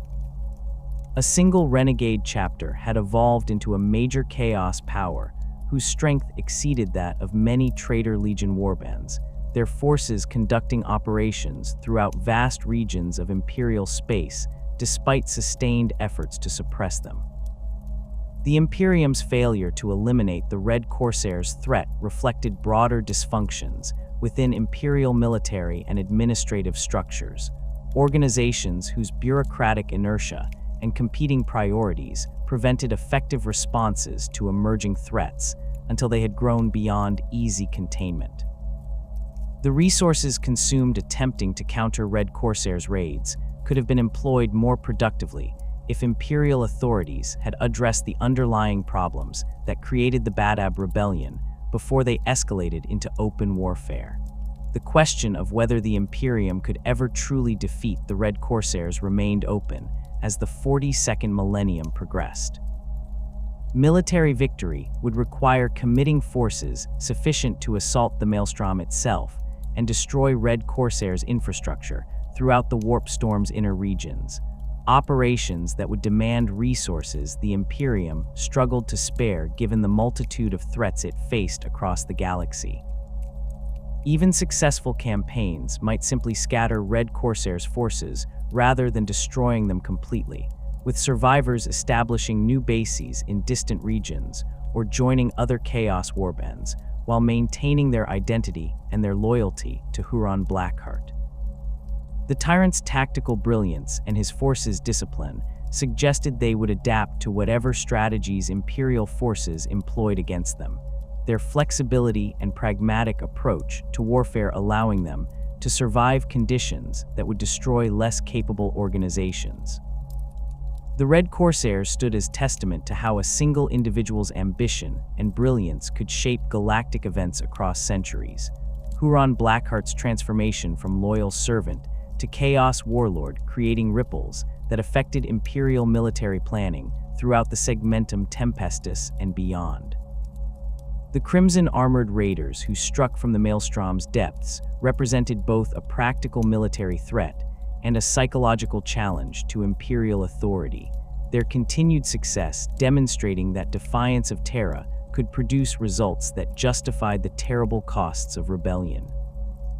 As the 42nd millennium unfolded with the galaxy split by the Great Rift and ancient enemies rising throughout the Imperium Nihilus, the Red Corsairs remained poised to exploit every opportunity that presented itself, their strength growing while Imperial defenders struggled simply to maintain their positions against overwhelming threats. The tyrant's legacy would endure for as long as warriors bearing the Red Corsairs' colors sailed the void seeking plunder and glory, their raids a constant reminder that the Imperium's enemies included not just alien species and demonic entities, but also those who had once served the Emperor before choosing their own path into damnation.